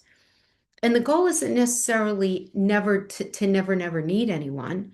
It's to create enough personal stability that sharing becomes a choice rather than necessity. And if you're in a space where you are in this space of necessity, it could feel very, very uncomfortable for you. Now, Venus is sextiling trans Pluto in your 12th house, which can expose an unconscious belief that you have to prove your own worth before you're allowed to receive, right? Are you good? Are you worthy enough to receive whatever it is that you have in your mind's eye? Or do you deserve the little that you're getting? Do you know what I mean? maybe you deliver too much, right? You over deliver, or you undercharge, or you keep improving something without ever feeling that it's good enough to ask for more. And Venus can begin changing that. And the adjustments to Uranus and Saturn in your ninth house can connect money with education, or teaching, or publishing, or travel, or legal matters, or even just changing your belief system. And the adjustment to that part of fortune in your seventh can bring a spouse, or a client, or a business partner into a financial decision that you're needing to make. So an opportunity can come through another person right now, but just make sure that the arrangement properly values what you're contributing. Do you know what I mean? Like, make sure that the money that they're offering is on par, or that you even want to do what's being offered. Now, this Venus squaring Pluto in your fifth house can connect money with children, creativity, entrepreneurship, or even romance, all fifth house things. So a passion project might require some investment, or you may have more financial potential than you realize. Just be careful about mixing financial dependence with emotional obligation. That's something that can come up for many of you at this time. But for a lot of you, it's almost like you want to make more money over here for this. So make more money for your business, make more money for your children, makes more money to go on vacation. That's also a fifth house thing. Just wanting to make more money for good reason. But you want to know what you have to know what your value is and what your worth is. And you have to make decisions that reflect that, and not be the oh shucks nice guy in the situation. You want to make sure that you're not doing that, right? Where you maybe you feel like, oh no, because I know them, or I don't want to ask for more, because if I ask for more, then they're going to expect more. It's like, okay, well, maybe what you're doing right now is legit worthy of more money, right? Now, we also have Uranus going retrograde in Gemini in your ninth house. And this is really important, because this is going to have you really looking at your worldview, which is what that ninth house energy is. But it's also conjuncting Sedna. And that ninth house, besides being your worldview, besides being religion, organized or otherwise, higher education, teaching, publishing, travel. Sorry, my kitty cat is crying over here. Legal matters, spirituality. What else? It's the manifestation of father energy as well. Something may radically change the way that you understand your life. Something may radically change the way that you even see father energy, or a whole project that maybe you're looking to get published, and you're looking to get out there to the world. So like a book, a course, conversation, a trip, a teacher, or some kind of new piece of information could cause you to question something that you've believed for years, having to do with your worldview, having to do with your education, having to do with father energy, having to do with your politics. That's all ninth house. And Sedna suggests an older disappointment involving education, or religion, or publishing, or travel, or someone you once view as an authority. And Uranus can help you recognize that even though the experience changed what you believed, you don't have to remain trapped in that disillusionment. You could just take that new piece of information and move forward, and you build a new philosophy based on what you learned up to that point, and you create your new worldview. And the sextile to Neptune in your seventh house brings another person into this evolving worldview. A spouse, a partner, a client, or a collaborator can expose you to a different perspective. But Neptune says, make sure you're seeing the actual person rather than what you hoped they would represent, or what you thought they were capable of. Whether it's your husband or wife, or your business partner, whatever it is. Neptune in there, especially retrograde, wants you to see that energy for what it is, right? Especially retrograde, it's like this dissolving, almost like this melting away of an understanding that you had. Now, there is the square to Estrella in your sixth house, and this creates tension between this larger life that you want and your everyday job and responsibilities and whatever it is that you do day to day. So you might have this really big grand idea, but wonder how are you supposed to fit it into your actual life? And maybe the answer isn't waiting for your current situation to become more allowing or more fair or more giving you the like the green light. Maybe it's more about the structure that you're actually in and that structure itself needing to change right now. Like the whole structure needs to change. Now, Uranus trining Pluto in your fifth, that's very creative. So something that you're learning could become maybe a book or a course or a business or a creative project, or maybe it's even something that you teach, right? That's that fifth house, creative energy. Fifth house is also your children. It's falling in love, it's love affairs, it's romance. There's big changes going on in that space. And the trine to Mercury in your first house means that these changing ideas are becoming part of your identity and your voice. So maybe your children are changing you. Maybe your business is making big changes in you. You don't just simply think differently. You are just different. You may begin speaking and living differently because of what it is that you believe right now. And now throw into this mix on this day the new moon of Virgo in your 12th house, which is the house of the subconscious and solitude and healing. And it's behind the curtains, right? It's endings, it's spirituality, it's hidden circumstances. It's, again, anything behind the curtain, behind the scenes. It's also institutions, right? It's those like drug rehab, mental institutions. It's any sort of institution that's actually going to help people who are in need, right? Right. So this is a quieter, it's very behind the scenes. So it's a quieter new moon for you. Something may be beginning internally long before anybody sees it. In fact, I would say that when you listen to this, you might even know exactly what I'm talking about. Because I think for a lot of you, this behind the scenes change, the energy this week has been weird because we had the full solar eclipse in Leo. Um, so a lot of you might have started sensing it like this week, okay? But other people are not really seeing it yet. They might be saying, oh, there's something a little different or whatever, but not like they will in the middle of September. Now, you may need right now, you may find that you kind of want to pull away from people. You might need more rest, more solitude. Um, maybe you're starting therapy, or if you've recently started therapy, prayer, journaling, spiritual work, or maybe you've just privately developed something that you're just not ready to announce yet. So you might also recognize that something has ended emotionally for you, even if you haven't fully acknowledged it yet. And Virgo makes this super practical, you know, because you're going to be getting practical with yourself. Okay, what can I stop doing? What am I carrying that I don't need to carry? And I don't remember which sign I said this for, but like my favorite thing to say these days, I don't know, it's very liberating, where it's not my bag to carry. Like, be worried about a friend or even one of my kids who are going through something. It's like, I have to trust them, man. That's not my bag to carry. I got my own bags. And it's not selfish. It's just understanding giving other people in your life the agency that they need to make their own decisions and just focusing more on self, right? And so that's really what you're looking at. Like, what can I stop doing above and beyond that I've been doing?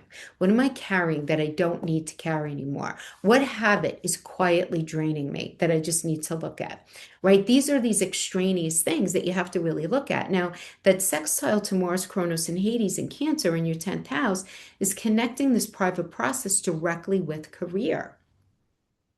Something professional may be developing behind the scenes, an application, a project, a conversation, a new role, a career move, something that you want different. Now, the fifth house is involved, maybe thinking about having another child. It could certainly be that as well.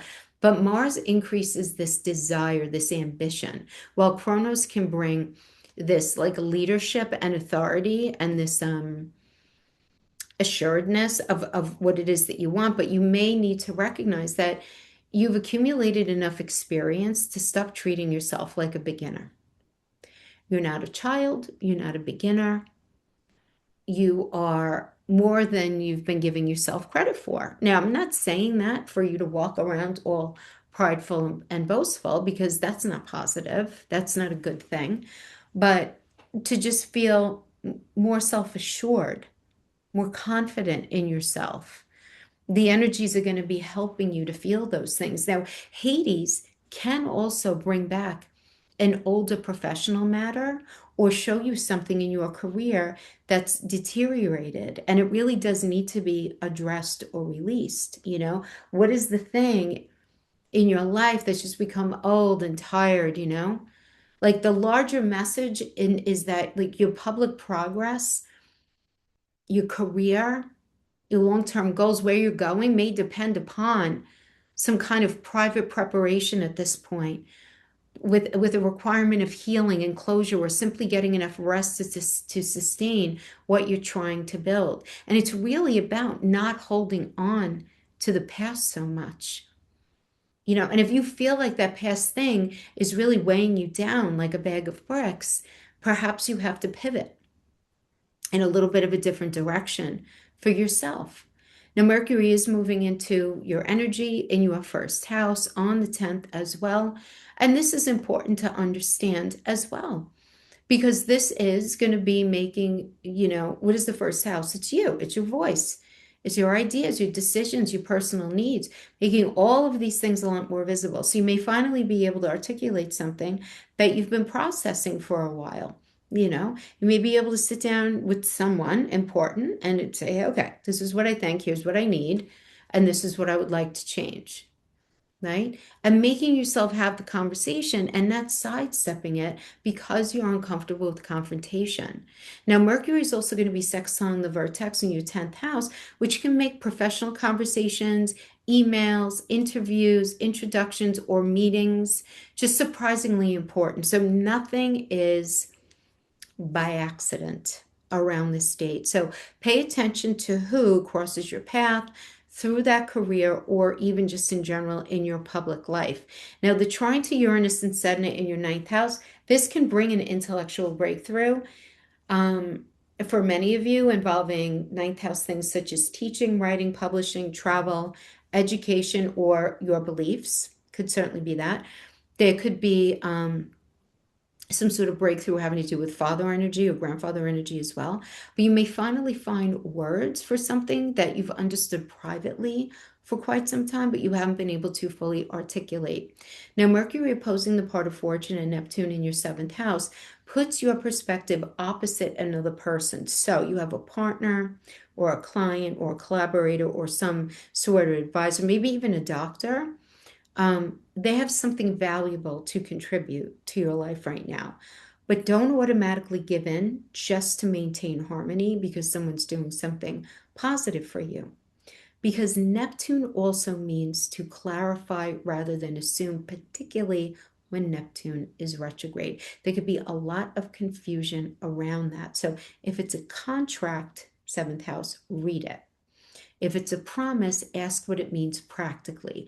Ask for a timeline. I don't know. Whatever follow-up questions would be relevant to whatever is going on. But it does seem like conversation needs to be going on for sure. Now, the adjustment to Chiron in your 8th can make finances and trust and dependency or even intimacy part of that conversation that you're having, that necessary conversation.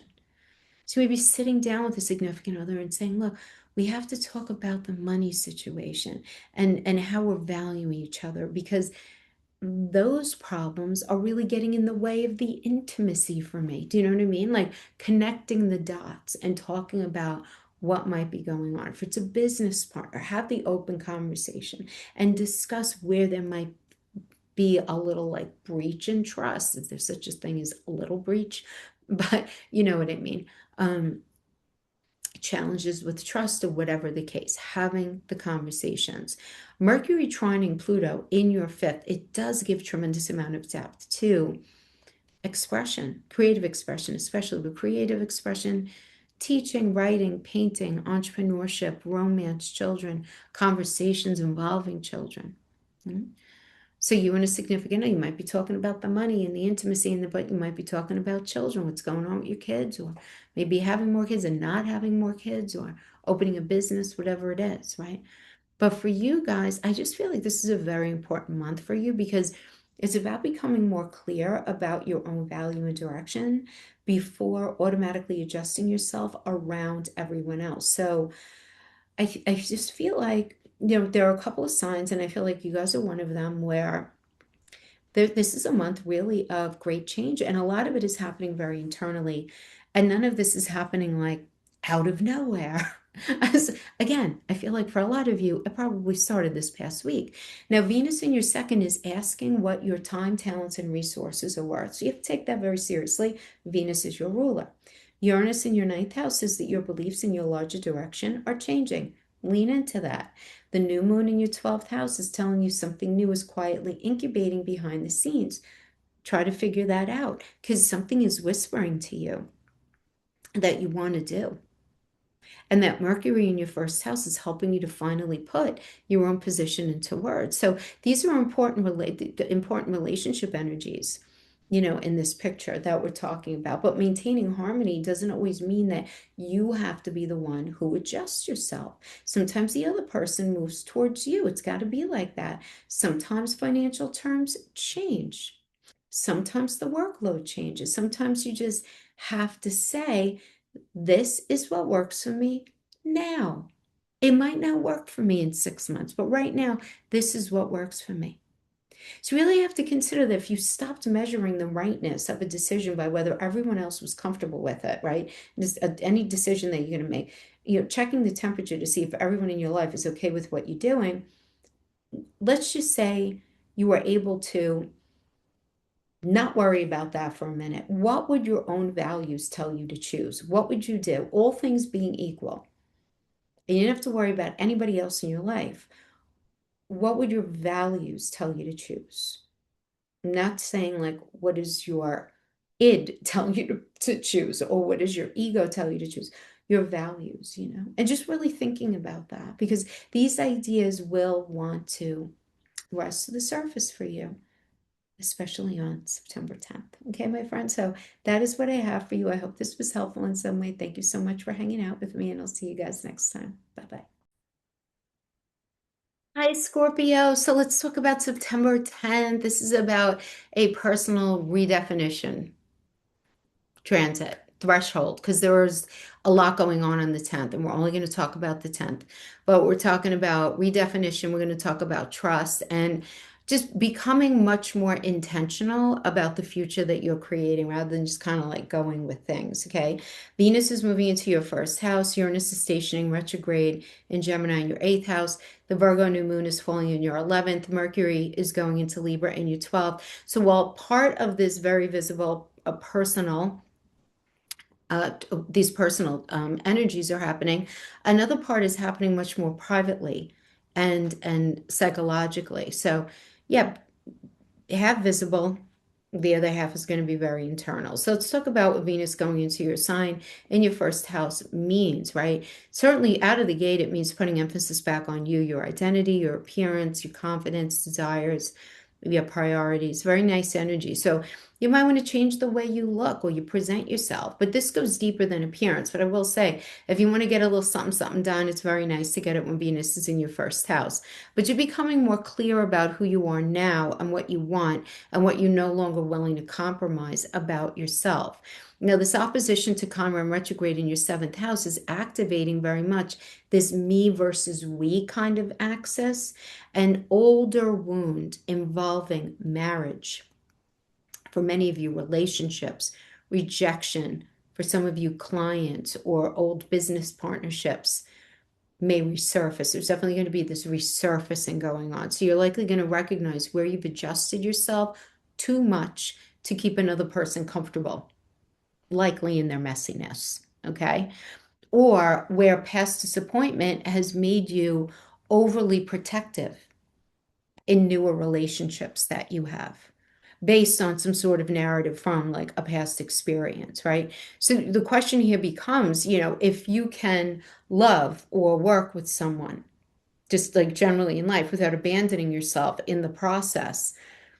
That could be a really big question for you to just ponder right now.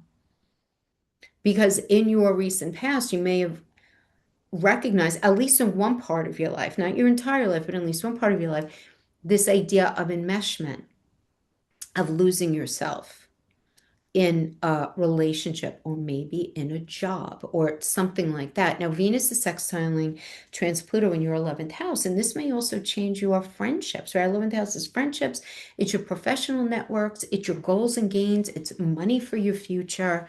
As far as people go, the 11th house are your grandchildren, stepchildren, daughter-in-laws, son-in-laws, and older siblings beyond your professional networks and your friend group.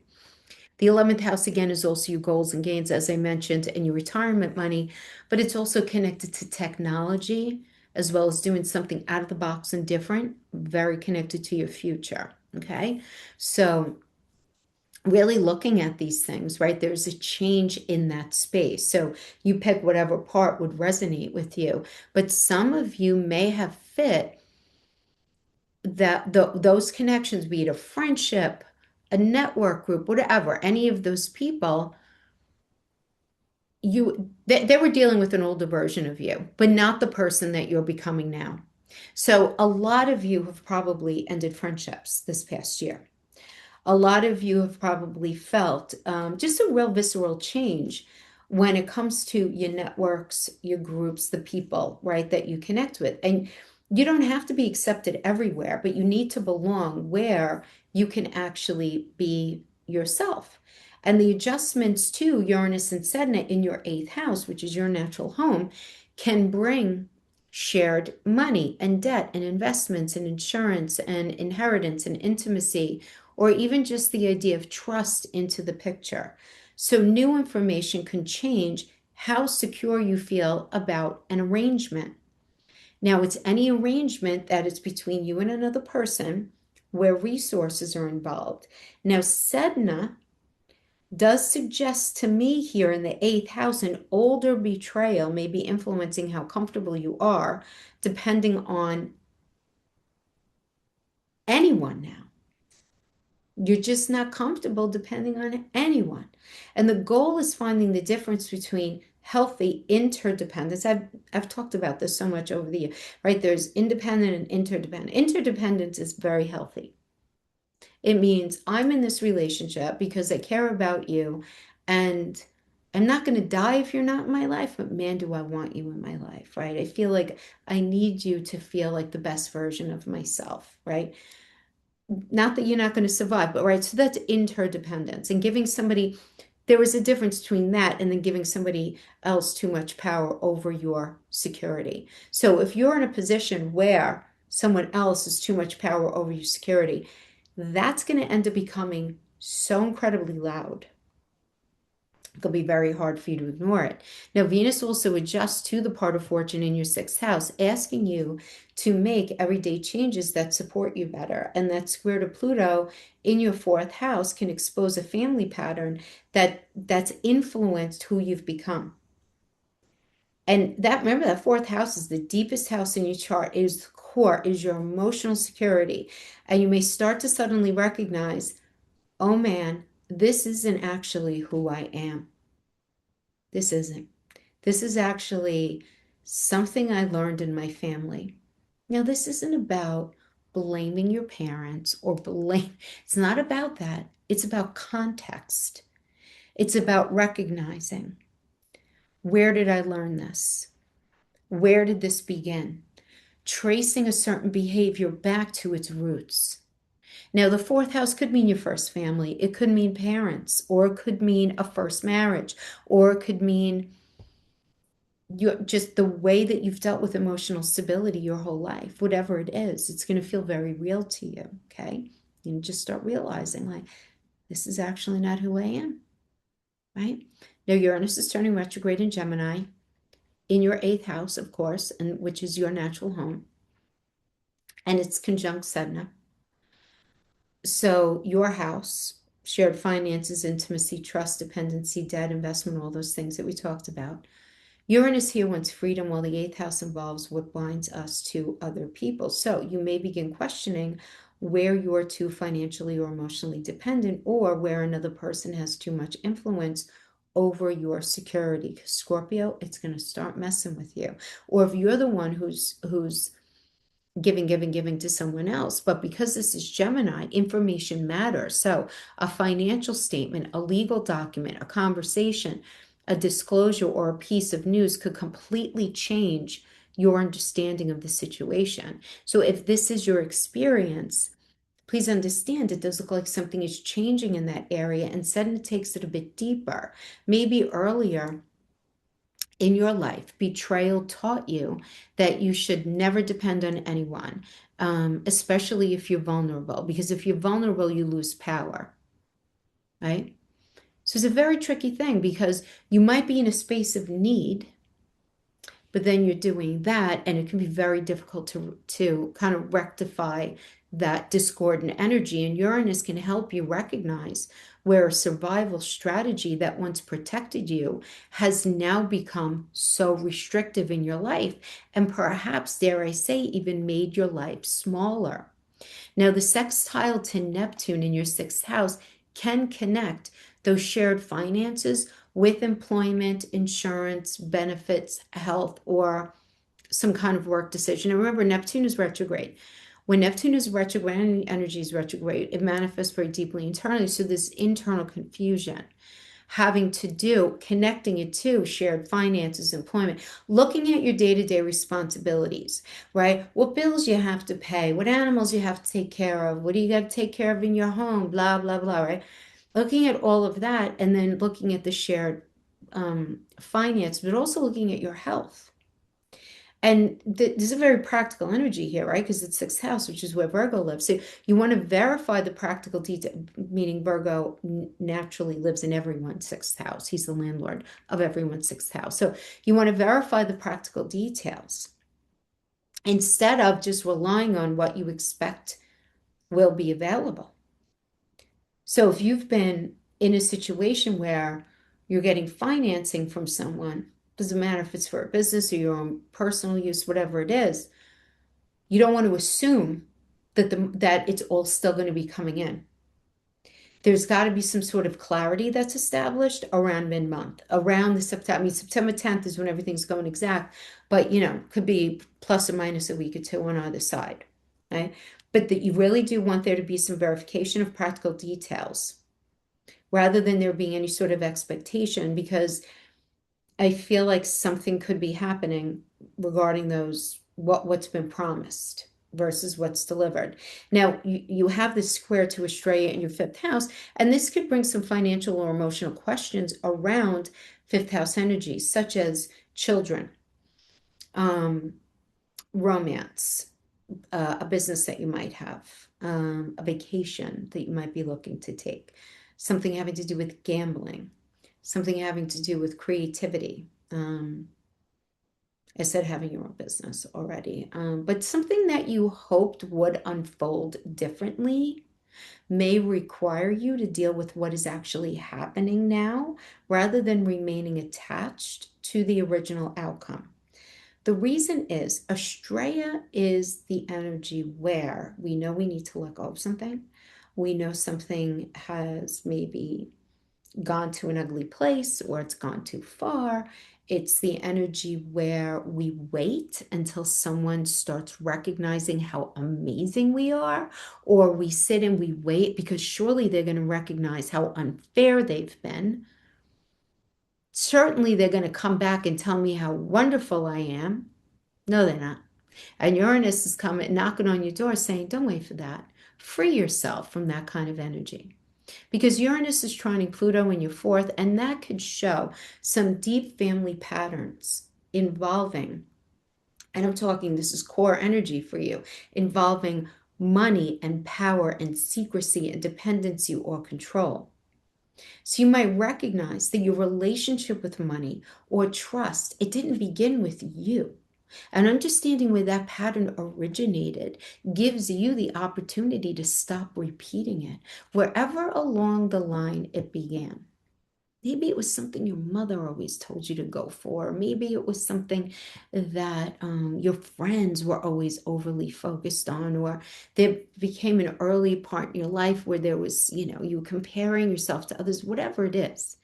There's got to be this getting healthy with the whole area of finances and self-worth. Now, the trine to Mercury in your 12th house can also bring a major psychological breakthrough, which I think is amazing. Suddenly putting together two pieces of information or just finally understanding something that you've intuitively known for a very long time.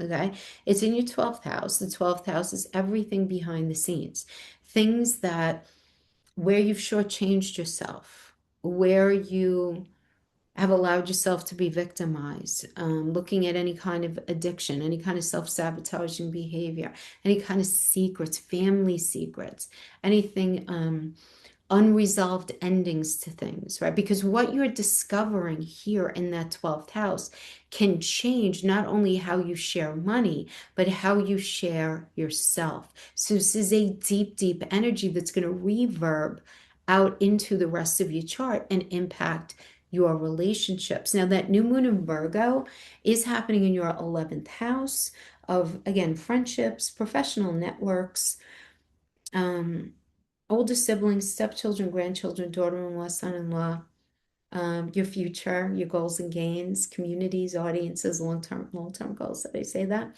But this can begin an entirely new chapter around your future. So a new goal, or a new friendship, or a professional connection, or audience. If you're a creator, or becoming part of a new organization or some sort of new community. And Virgo makes this super practical. So rather than simply saying, someday I'd like to go and do this, you're saying, all right, let's go. What's the plan? Who do we need to contact?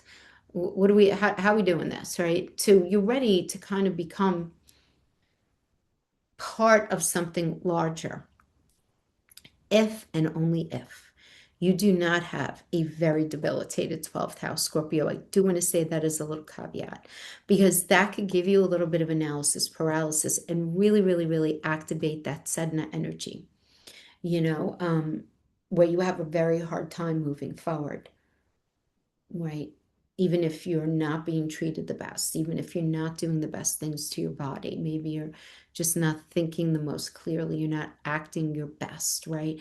If you're being really honest with yourself, but that said, you feel, depending on how it's aspected and depending on what's going on in your 12th house. But if that is not the case, you may also become much more selective about who receives your time and energy. Now, there is this sextile to Mars, Kronos, and Hades and Cancer in your ninth house, which connects to your future with ninth house things, of course, education and teaching and publishing and travel and international matters and spirituality and legal issues or specialized knowledge of any kind. Um, the ninth house is also your worldview. It's in Cancer, so this could certainly be connected to your family, to your children, to home property, real estate. Ninth house is where our lawyers live. So you might be consulting a lawyer having to do with your living arrangements. You might take a course, you might write something, teach, publish, travel, or pursue some sort of opportunity that expands your world. But, particularly because of how Pluto is sitting in your chart, there can be for a lot of you a real move to make some adjustments when it comes to not only your emotional security, but also your living arrangements.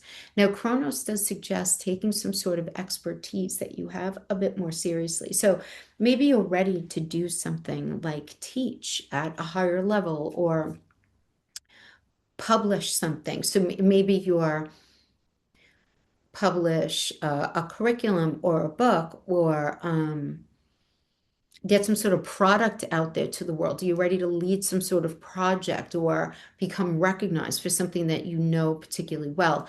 Hades can revive older knowledge. And in this space, I feel like Hades is so good like this because, over the years we learn things, right? And we become very proficient and specialized in things. And what Hades does here is Hades kind of brings everything that we ever learned and makes it very accessible to us. So in this case, whatever it is, whether it's a subject, a book, a course, some sort of intellectual interest, that maybe you once put aside, but now you're going to pick it up again. And all of this stuff is going to come back to you as though you never even put it down.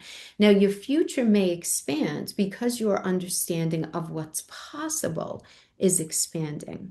Now, you can sit this one out, Scorpio. I always say, we are not puppets to this energy. Never do the live and die by astrology alone. We look at the symbols. What do they represent? What is the energy indicating? You could always opt out. But if you are working with the energy, you're understanding what's possible when it comes to being able to expand your life right now. Now, Mercury is moving into Libra in your 12th house, making your thinking much more private, but also expanding that behind the scenes thinking. So, this can be great for journaling and research and therapy and prayer. Planning, so good for planning and having confidential conversations, or just simply taking some time, giving yourself some distance from everybody else's opinion and spending some really good time alone. Great for therapy, great for doing shadow work. So good, right? Because you're likely going to be in this space where you're realizing that you need to figure out what you think before you tell everyone else, because you are changing and you're having all of these realizations about yourself, but you want to get your words and your thoughts in order. Now, Mercury is sextiling the vertex in your ninth house, which can bring an important private conversation involving ninth house things. So maybe an important conversation with a lawyer, or something having to do with education or publishing or travel or spirituality again, or a legal matter, or someone at a distance, right? Something that initially seems small will likely eventually influence your larger direction from that ninth house. And the trine to Uranus and Sedna in your eighth can produce a very powerful psychological realization, something involving, for many of you, money, trust, intimacy, or an older emotional experience suddenly makes sense to you now, where it's like, oh, okay, that had to happen. And that's why I've been doing this ever since. And just being able to connect the dots and understand yourself on a deeper level. And once that connection becomes conscious, you have so much more power to change that pattern, which is likely not serving you. And with Mercury opposing the part of fortune and Neptune retrograde in your sixth house, this is reminding you not to become so absorbed in what you're processing that you neglect everyday life. This is also reminding you, if you have any, and I'm just saying because it's Neptune, Neptune rules alcohol, okay? Neptune is the ruler of Pisces. Pisces and Neptune together rule disease and disease. They rule addiction and they rule alcohol, okay? So you want to make sure that you're not becoming too absorbed in alcohol or self-pity, dare I say, okay? I'm not judging. I'm just saying that this can be manifested here.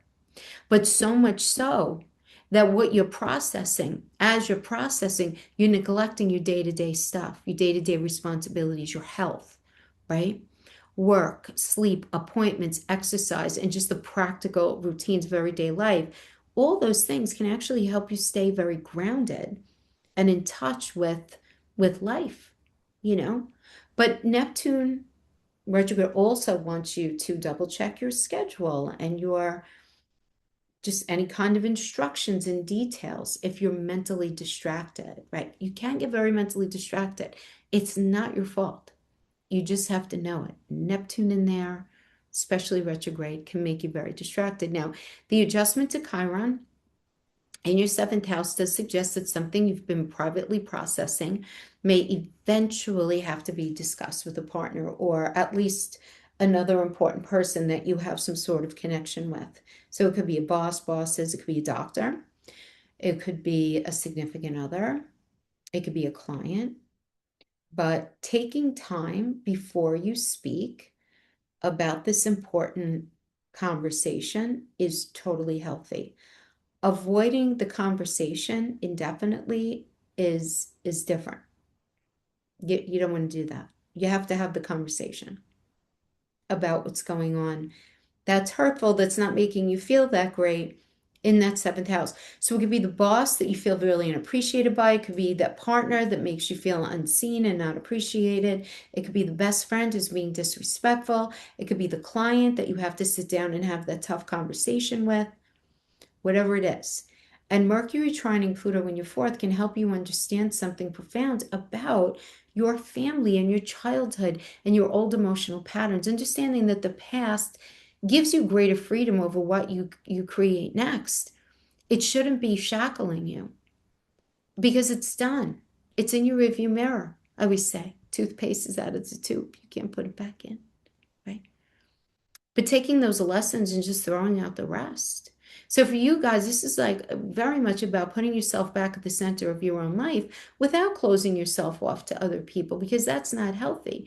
With that Venus in the first, it's asking, who are you becoming? And with that Uranus in the eighth, it's changing how you understand eighth house things like trust and vulnerability and dependency, as well as shared resources. That new moon in the 11th house is turning your attention towards a different future. 11th house is very connected to your future. And Mercury in your 12th house tells you that some of your most important realizations may still need time to develop privately. But with Pluto, which is your modern ruler, in your fourth house, the deepest house of your chart, some of this may trace back further than you initially realized. So a family pattern, a childhood experience, or even just some old belief about security may finally make sense to you. And once it does, you get to decide whether it still belongs in your life. Again, you have a choice. Astrology gives us a choice. But Scorpio, you guys know how to survive more than any other sign. But eventually, some of the protections that helped you to survive one chapter can begin limiting that next chapter for you. So you really have to think about this. If you no longer how to organize your life around protecting yourself from what happened before, all of those fears, right? What kind of future would you allow yourself to build right now if you didn't have to worry about that stuff? And that's like the threshold that you're on right now. Okay, my friends. So important stuff to think about, I think. All right, my friends, I hope this was helpful in some way. Thanks so much for hanging out with me, and I'll see you guys next time. Till then, bye-bye. Hi, Sagittarius. I hope you guys are doing great. Let's talk about September 10th. And this is creating a very interesting bridge between your private emotional closure that you're going to be experiencing and public expansion. Venus is moving into your 12th house. Uranus is stationing retrograde in, well, Venus is moving into your 12th house in Scorpio. Uranus is stationing retrograde in Gemini in your seventh house. The Virgo new moon is falling in your 10th house.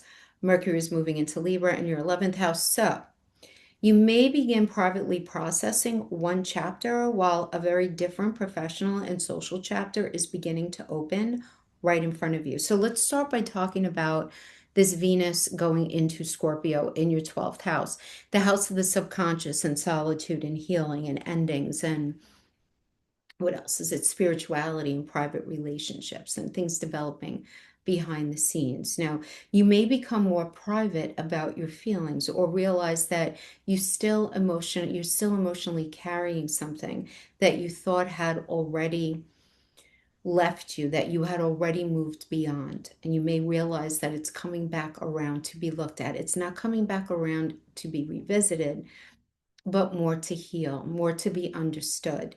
Now, you have this opposition to Chiron retrograde in your sixth house, which does connect you to what you're carrying privately when it comes to work or health or routines and your responsibilities. So you may recognize that emotional stress has been affecting your everyday life, or that you've become so accustomed to being productive and useful that you've forgotten how to rest, and so hard for you to just turn off. Now, there could be some sort of old wound around believing your value comes from what you do for other people. That's not uncommon for our Saggy friends. Venus is reminding you that rest, healing, and stepping away from that constant responsibility and constant chatter, that's productive. That can be productive in its own way, all of them in their own way, right? So the sextile to trans Pluto in your 10th house tells me that something professional may be quietly developing behind the scenes for you. Maybe you're preparing for a new job, or you're preparing an application, or maybe you're looking to get into a business or develop some kind of project or have some sort of professional transition without being ready to announce it yet. It's very 12th house, right?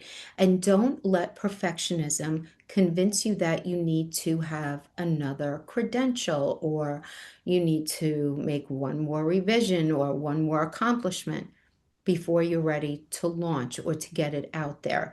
Venus adjusting to Uranus and Sedna in your seventh makes relationships very important. All kinds of relationships. So it could be a spouse, it could be a client, it could be a collaborator, a business partner. Somebody may change direction or reveal something that requires flexibility. And Sedna can activate an older disappointment. So you really have to look at, is this person actually repeating the past? Or am I expecting the past because this happened before? That past disappointment, that past whatever it is, fill in the blank. It's going to be something a little different for each of you. But this is something that is very strong in your energy. Okay, that I feel like for many of you is going to be happening. Now, the adjustment to the part of fortune in your fifth house also reminds you to make room for fun, for children and creativity and your inner child and romance and all fifth house things, entrepreneurship, vacation, taking a chance, pleasure. What else? Anything creative, right? You may have become so accustomed to responsibility that you've just stopped making enough room for real joy. And Venus's connection with Pluto in your third can make writing and speaking or some sort of important conversation deeply therapeutic, almost cathartic.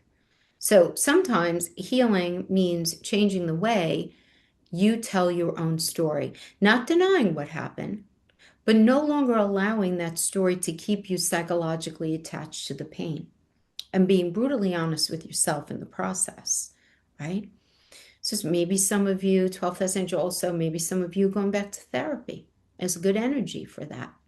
And we also have Uranus going retrograde in Gemini in your seventh house while it's conjuncting Sedna in that house of marriage and committed relationship and clients and contracts and collaborators and even best friends or anybody that you have like a shared soul purpose with. So relationships that have become too rigid for you may need more freedom and more flexibility. Now, this doesn't automatically mean separation, so I don't want anyone worrying about that, okay?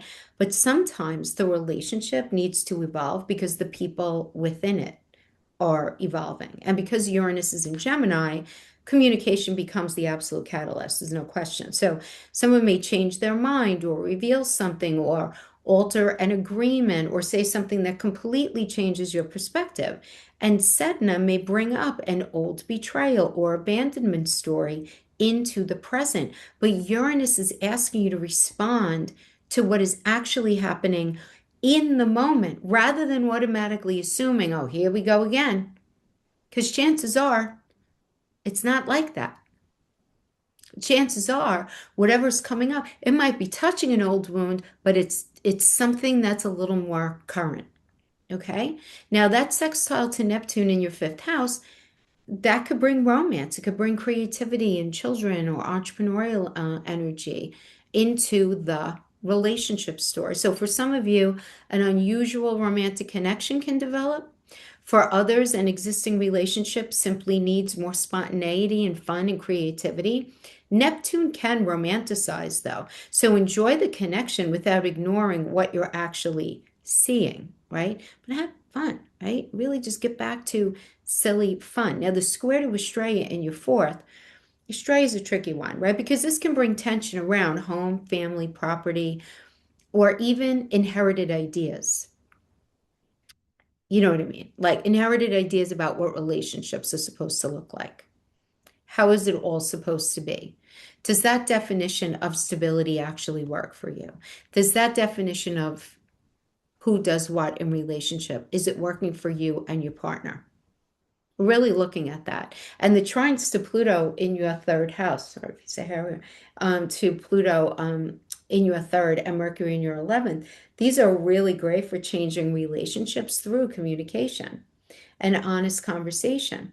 Honest conversation can actually transform a situation, so some sort of arrangement, while friends and professional networks can even introduce new clients to you or collaborators or investors or even personal connections, right? This can happen to you. So the larger relationship idea here is really thinking about if the partnership in your life allows you to become who you're becoming. Is there a support of your growth? Or are they just trying to pull you down and keep you stuck in that little bubble of who you've been up to this point or who you used to be to some degree? Right? So everyone think about that, right? Around September 10th. And we have the new moon in Virgo in your 10th house, which is the highest house in the chart. It is your most public. It's the house of career, reputation, achievement, leadership, public direction, your long-term goals, right? You might not be working, but your long-term goals, making this absolutely one of the strongest professional signatures of the 10th for you, but also for your long-term goals as well. So it's a very strong signature for you. So for many of you, this can indicate a new job, a new application, some sort of leadership position, something in business, a professional project, or a change in a public role could start developing here. Now, the new moon plants a seed. So this doesn't necessarily mean everything happens immediately, right? Sometimes the beginning is simply the deciding, okay, I'm going to go after this now. I'm going to allow myself to go in that direction. I'm going to give my vision and my energy. I'm going to have it focused this way, right? Because Virgo is asking you to turn that ambition into a practical plan. So update what needs updating. Identify what experience you already have. Do you have to update your CV, your resume? What do you have to do, right? Do you have to make some contacts? Do you have to submit applications? And just recognize where your expertise may have outgrown your current title or role, because you could do more now. Or maybe you just want to do something different based on the experience that you've accrued over the years. Now, that sextile to Mars, Kronos, and Hades and Cancer in your eighth house connects career with outside resources. So it could be somebody investing in you. It could have to do with salary or benefits or investments or funding or loans or maybe even a partner's income or maybe insurance or taxes or um, did I say financial backing already? Financial backing, financial investment. So you may need to negotiate compensation. You may need to apply to funding. Maybe you're applying for a mortgage. You're investing in something professionally, or you're cleaning up some sort of old financial matter before moving forward. But there's some activity in there. There's no question about that, especially because Kronos and Hades, they don't play. You know what I mean? You're talking about Saturn and Pluto's dad, dads. So they want something that's very lasting. So they're quite helpful, even if they're a little annoying and a little uncomfortable. There is this psychological message here, which is don't allow your fear about financial uncertainty to make a decision for you. Create a strategy around that fear instead. That's very, very much what Hades and Kronos want you to do. Now, Mercury is moving into Libra in your 11th house, again, of friends, professional networks, your future, your groups, your organizations, what else is the 11th house is also your audience, if you're a creator, organizations you're involved in, any kind of collaboration, any kind of long-term goal. Excellent for networking. Mercury and Libra in your 11th, yes. I mean, do the dinners, rub elbows, accept the invites, talk to people, reach out, reconnect, ask for the introduction, tell people what you're trying to do. One conversation within your larger network could create an opportunity you couldn't have created entirely on your own. So if that's resonating, I think it is resonating with a lot of you. I know that's kind of specific, but that is how I'm reading that. Now, Mercury sextiling the vertex in your eighth house could make a conversation involving funding, financial advice, investments, insurance, shared resources, or professional support, especially important right now. Someone may know the person who can help you. Even if they're not the person who can help you, they know the person who can help you.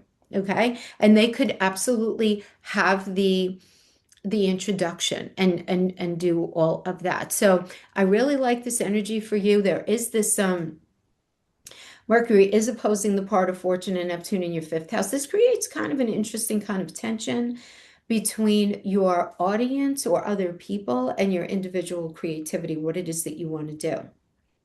So when I say your audience, like other people that you're dealing with within this project, but listen to feedback, but don't allow other people to determine your creative direction.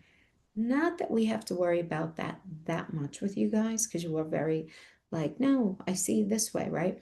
But just be mindful of that and don't respond to any sort of imagined audience. Like, I think people will want this, or I think they will want, where you're basically the mindset of the audience. You want to get actual feedback rather than assuming that you know what everybody else thinks. Okay? So put yourself out there in that way. Talk to people, consult, listen to everybody. You're so good at that. You're so, so very good at that. It's just like part of your default, taking in a bunch of information and then doing what you think is best. That is one of the through lines of Sagittarius. So finally, we have Mercury trining Pluto in your third. Oh man, this just gives your words so much power. Something that you write, you teach, you publish, you speak, you share, something like that is ultimately meant to reach a larger audience. I mean, that is just what's happening there. So for you guys, I see this as a time where it's very connected to this idea of private closure, creating room for public expansion. Like the weight of your life is changing. I don't know if that makes sense. Where the so maybe this is your private life now and this is your public life. Now the roles are going to switch. And Venus in that 12th house is very much asking you to release something that you've been carrying emotionally. And that's going to be such an important thing for you. Such relief you're going to feel. And Uranus in your seventh is saying that relationships and partnerships need room to evolve. You also need to have fun. Fun is very important. And that new moon in Virgo in your 10th house opens up a whole new professional chapter. And that Mercury in the 11th reminds you that you don't necessarily have to build that future alone. There are people who want to help you. So there may be that introduction or that recommendation or that client or that group or that collaborator, whatever, but that person whose resources or expertise complement your own. And with Pluto in your third, be clear about what you're building.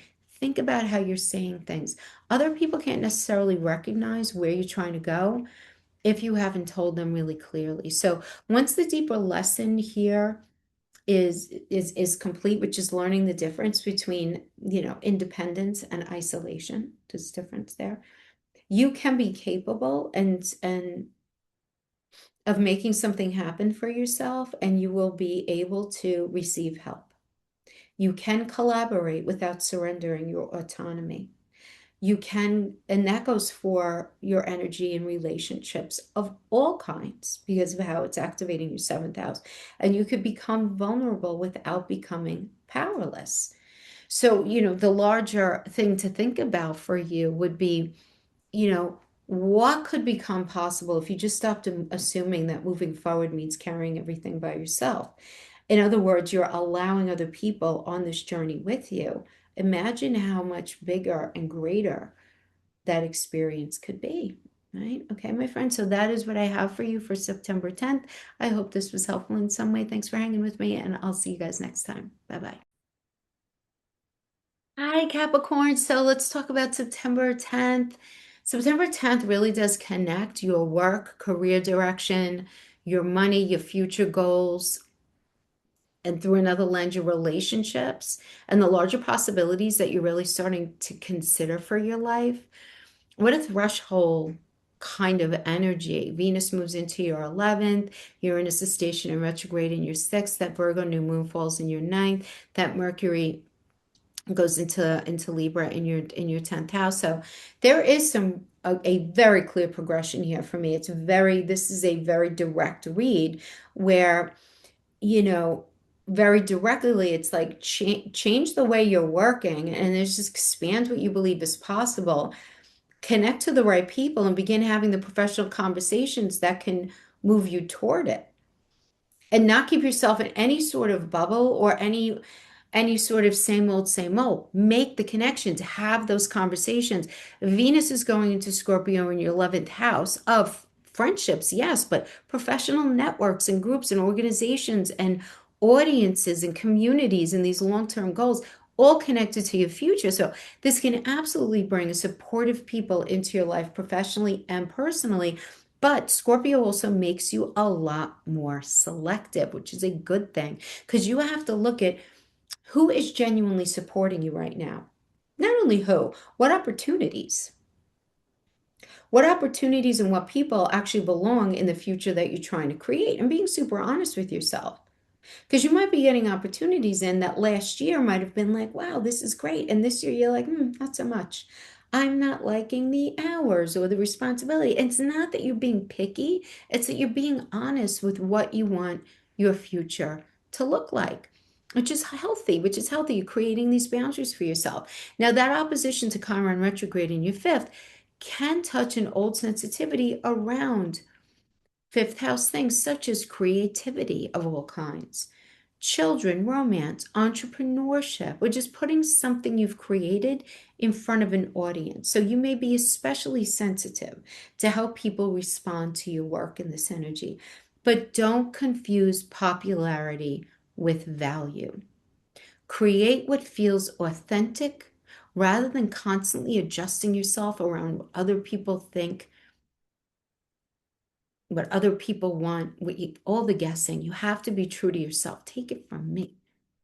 They've never cared about that. It's something, and I'm a Capricorn rising. I am right there. I don't care. Those of you who've been watching me since 2019 know there were things that I could have done for clickbait, whatever, blah, blah, blah. You guys have been watching me now. I can't. Right? I don't put so much weight. I love you guys. YouTube is my happy place. I love doing these videos and I will keep doing them as long as I love it. I don't do it for the clicks. This is not my primary way of making money. Do you know what I mean? Like that's for me, right? That's something that I've worked on though, not necessarily through YouTube. I worked on that, before that. But this is definitely going to be, a thing, because many of you right now have a very authentic something. I'm not even going to say your voice, it's like a message, a way of thinking, a way of being that you haven't felt comfortable being or doing because you're worried about what other people think. It's such a sad, sad world that we live in, right? That we can't just say our beliefs and what it is that we feel without people coming after us. And even if we don't care, who wants to be bothered with that? It's annoying. You know what I mean? It's like easier to just like turn our back and just not say anything, whereas 15, 20 years, even 10 years ago, well, let's say 15 years ago, so cool that if we have like all different opinions, we like come together and we're still friends, right? It's so much harder now. So much harder now. Um, but I'm getting a very public energy about this for a lot of you, right? And when I mean public, I mean like in your workplace or out there in the world, right? It's not about making other people happy. Everything will work out for you the more that you maintain a level of authenticity. Because if you try to make everyone happy, you're not making anyone happy. And I know you probably all heard that before, but this is a very appropriate saying for this kind of energy. Now, Venus sextiling trans Pluto in your ninth house, this can bring some very helpful connections involving ninth house things such as higher education, teaching, publishing, travel, or even some sort of specialized knowledge. Ninth house is also your politics. Lawyers hang out in the ninth house, legalities, governance, religion, organized or otherwise. any sort of very highly intellectual activity as well. So someone may recommend you or introduce you or encourage you to take your expertise more seriously, but be careful of believing you need one more credential or one more level of perfection before you're qualified to share what you know. Now, the adjustment to Uranus and Saturn in your sixth house does tell me that new goals or professional opportunities might require changes in your daily work and your schedule. So maybe your current routine simply doesn't leave enough room for the future that you're trying to build. So there are going to have to be some changes made there. And Venus squaring that Pluto energy in your second house makes money and self-worth important right now in your life. So a network or audience could create income opportunities, but Pluto is asking you to look carefully at the exchange. Don't underprice yourself simply to gain access to a particular person, to a particular organization or an opportunity. You know what I mean? Don't say, oh yeah, I'll take that. And in your mind, you know it's less than what you should be getting paid just to maybe get your foot in the door, whatever. The energy doesn't support that ultimately going in your favor. So don't underprice yourself, okay? Not every opportunity is worth what it costs because you have to factor in time and stress and all those other things too, okay? So it's a very important point that I really want to kind of drive home, particularly for September. Now, Uranus is turning retrograde in Gemini in your sixth house, and this is conjuncting Saturn in that sixth house. Of course, it's your daily work environment, your routines, your coworkers, it's your health, it's your schedule, your everyday responsibility. So you may become very restless with the way you're currently working. Or you might realize, like, I can't keep structuring my days this way. This is not working for me, right? And this could bring different hours for many of you, remote work or, technology being involved there, right? Because Uranus is being very lit up. Multiple responsibilities. It could bring a new job or just simply a greater need for flexibility and variety. Now, Sedna can bring an older work disappointment back into awareness. So maybe an employer failed to follow through, or you were expected to carry everyone else's responsibilities, or a job disappeared unexpectedly, or you may have developed a survival strategy of doing everything yourself, or always keeping several options open. And Uranus is just asking whether that strategy is right for you. In fact, he's going to come in and just say, stop it. It's exhausting you. It's exhausting you. Now, this sextile to Neptune in your fourth is connecting work changes with your home and family life. So you may need more flexibility because of family, either responsibility or circumstance, where you want to work from home. So you might even be considering relocating or recognize that professional demands are taking too much away from your private life. Now, that square to Estrella in your third can bring communication, scheduling, paperwork, transportation, or tech issues. So you may need to stop waiting for an employer or a coworker to finally explain or correct something from the past, because that's what Estrella does. Something is wrong, and Estrella wants to wait for that person should be the one to fix it. That person should be the one to recognize how much work I'm doing. That person should be the one to recognize me and come to their senses. It's like waiting for somebody else to come to their senses or show up in a responsible way that we think they should be acting, but they might not even think about it.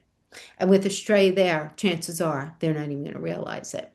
So sometimes moving forward means accepting that you may never receive the resolution that you want. You may never receive the message that you want, that help that you want. You just may not.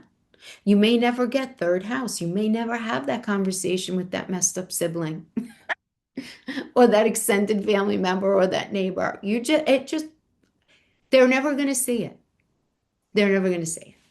Right? Now, Uranus is trining Pluto in your second, particularly important financially. There's a change in how you work, there's a change in how you earn. I feel like for a lot of you, it's like the work thing is an important factor, or at the very least, what it is that you do with your day. So you may develop another income stream, or you may charge differently, or you may get into freelancing if you're not already doing that, or using technology more effectively, or maybe you're just realizing that a job doesn't compensate you enough for what it costs you in time and stress and preparation and energy and all of that. So really reconsidering maybe leaving something that you're a part of. And the trine to Mercury in your 10th house can bring an unexpected professional breakthrough, a conversation, a job possibility with that Mercury in Libra in the 10th, or maybe an idea or a new way of using the skills you already have. Your job is what you do every day, right? You guys know that. But your career is more about what it is that you're building. And you have to look at if those two things are compatible. Are they still speaking the same language?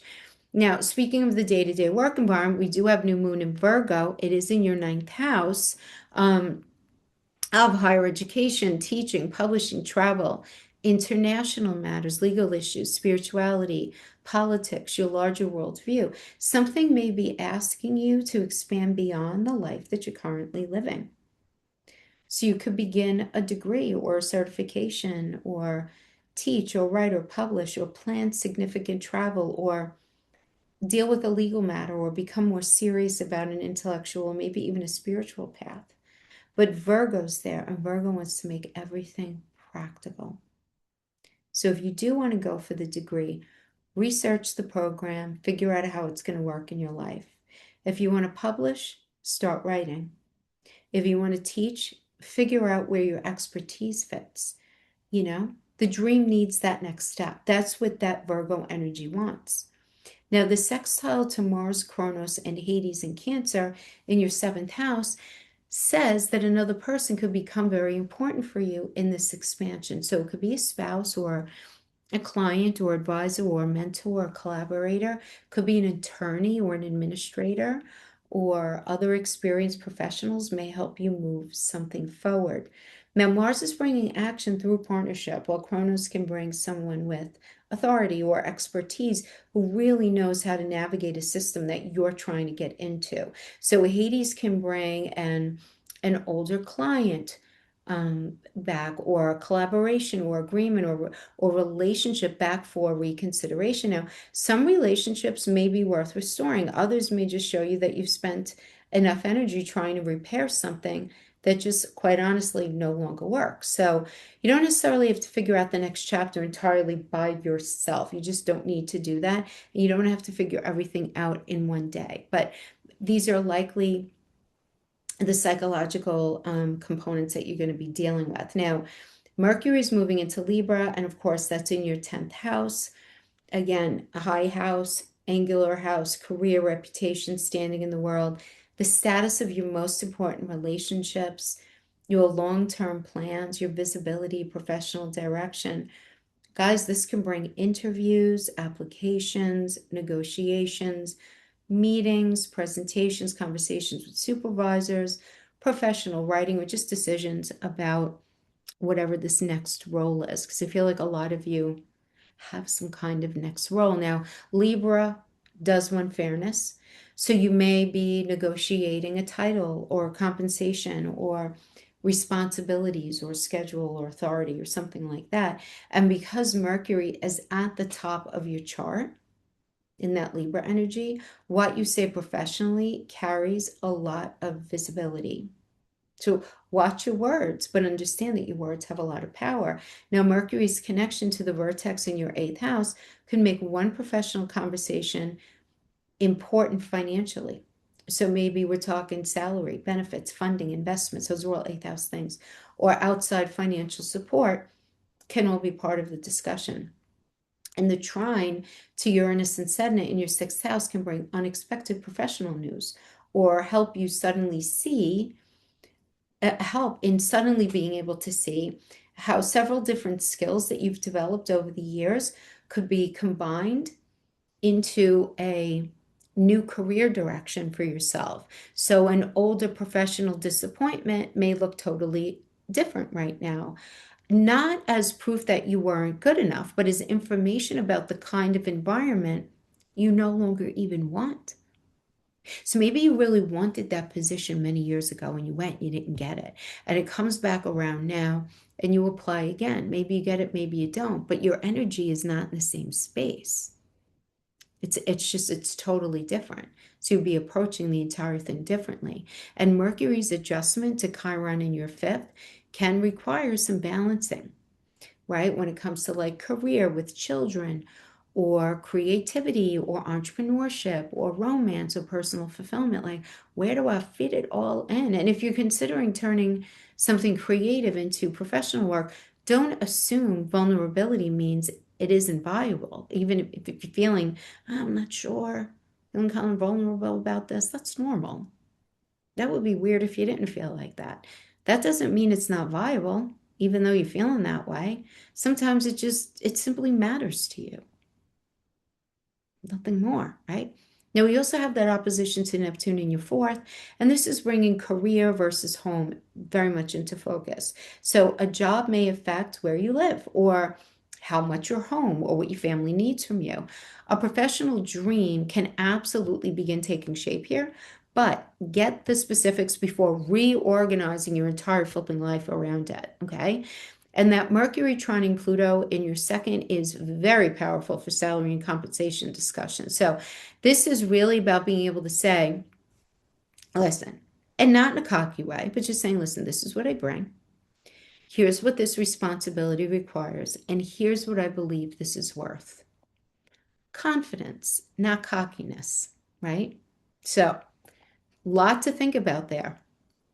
Because this September 10th, it's very much about building just a different professional future by changing the structures that support it, right? Because again, we have Venus in the 11th that reminds you that the right people and professional connections matter. 11th house definitely connects to your future.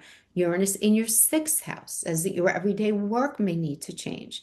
That new moon in Virgo, Virgo's the landlord of the 6th house, in that 9th house expands your possibilities through education, teaching, publishing, travel, or a completely different vision for your future.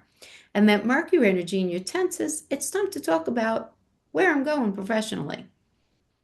You have to have the talk about it, right? Being responsible is really not the same thing as accepting every responsibility offered to you.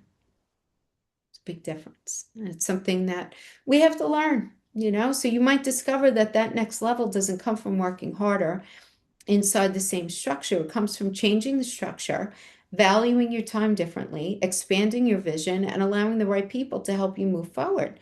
So you really have to think about it. If you stopped measuring success by how much responsibility you can carry, what larger and more magnificent possibility would you finally have enough energy to go after? Because energy is a thing, you know? Because the Capricorns are always working, we're always everywhere, right?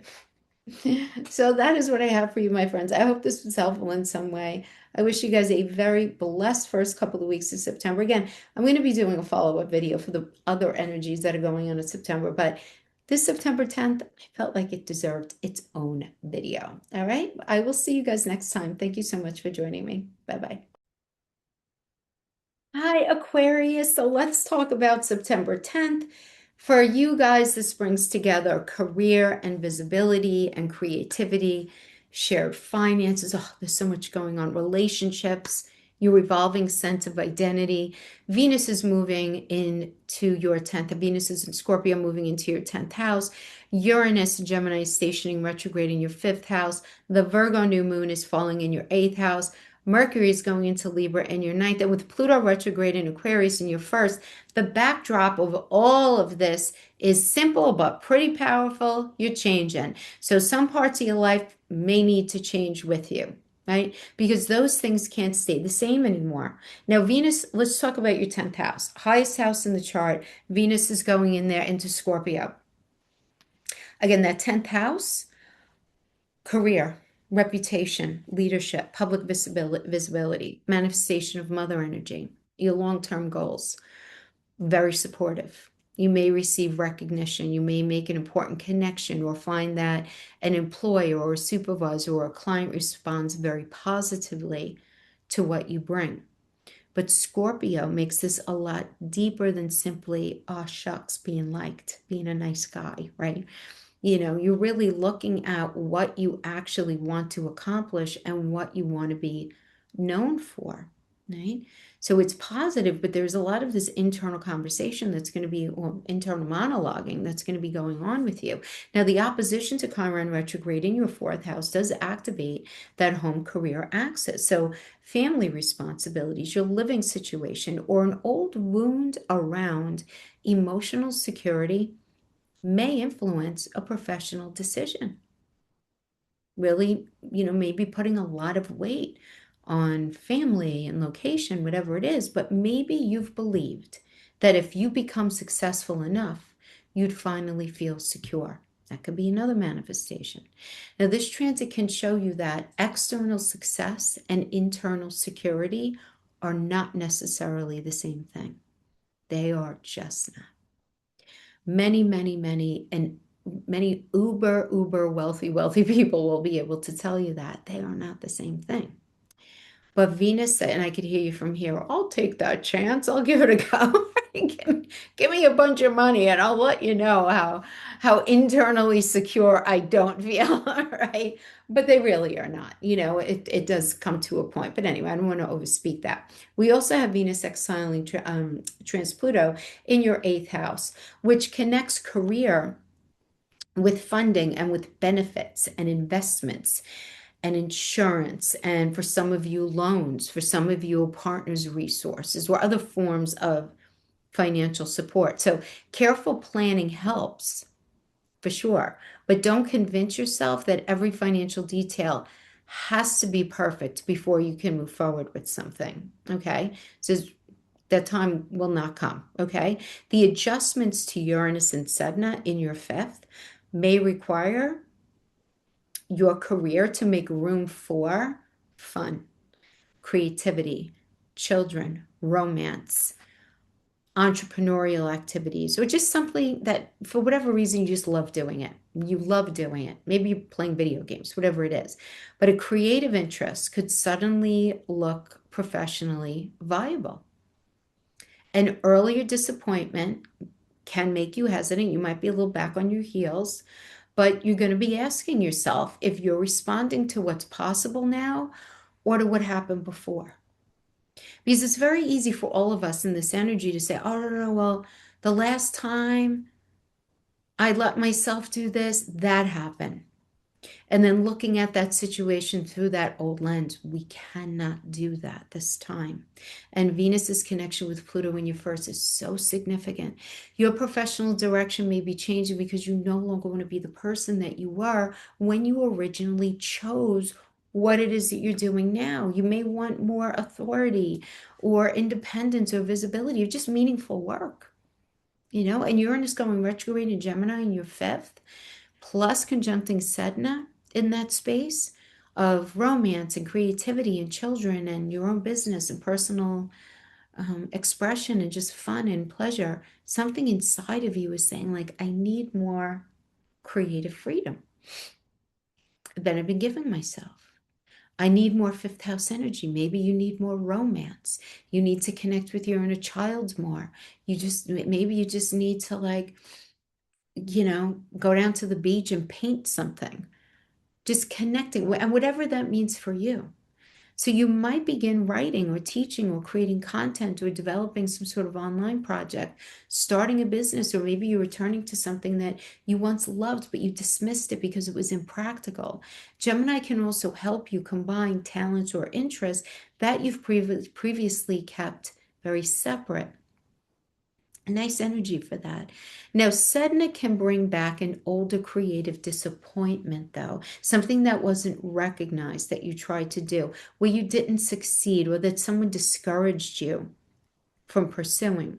But the question isn't whether that disappointment happened. It's whether it still deserves the authority to determine what you're willing to attempt now, in late 2026, in this point in your life. Now, for those of you who are parents, Uranus can also bring changes involving children and their growing independence. So don't assume You know what they're thinking if you have children. Gemini says communicate, ask, and listen.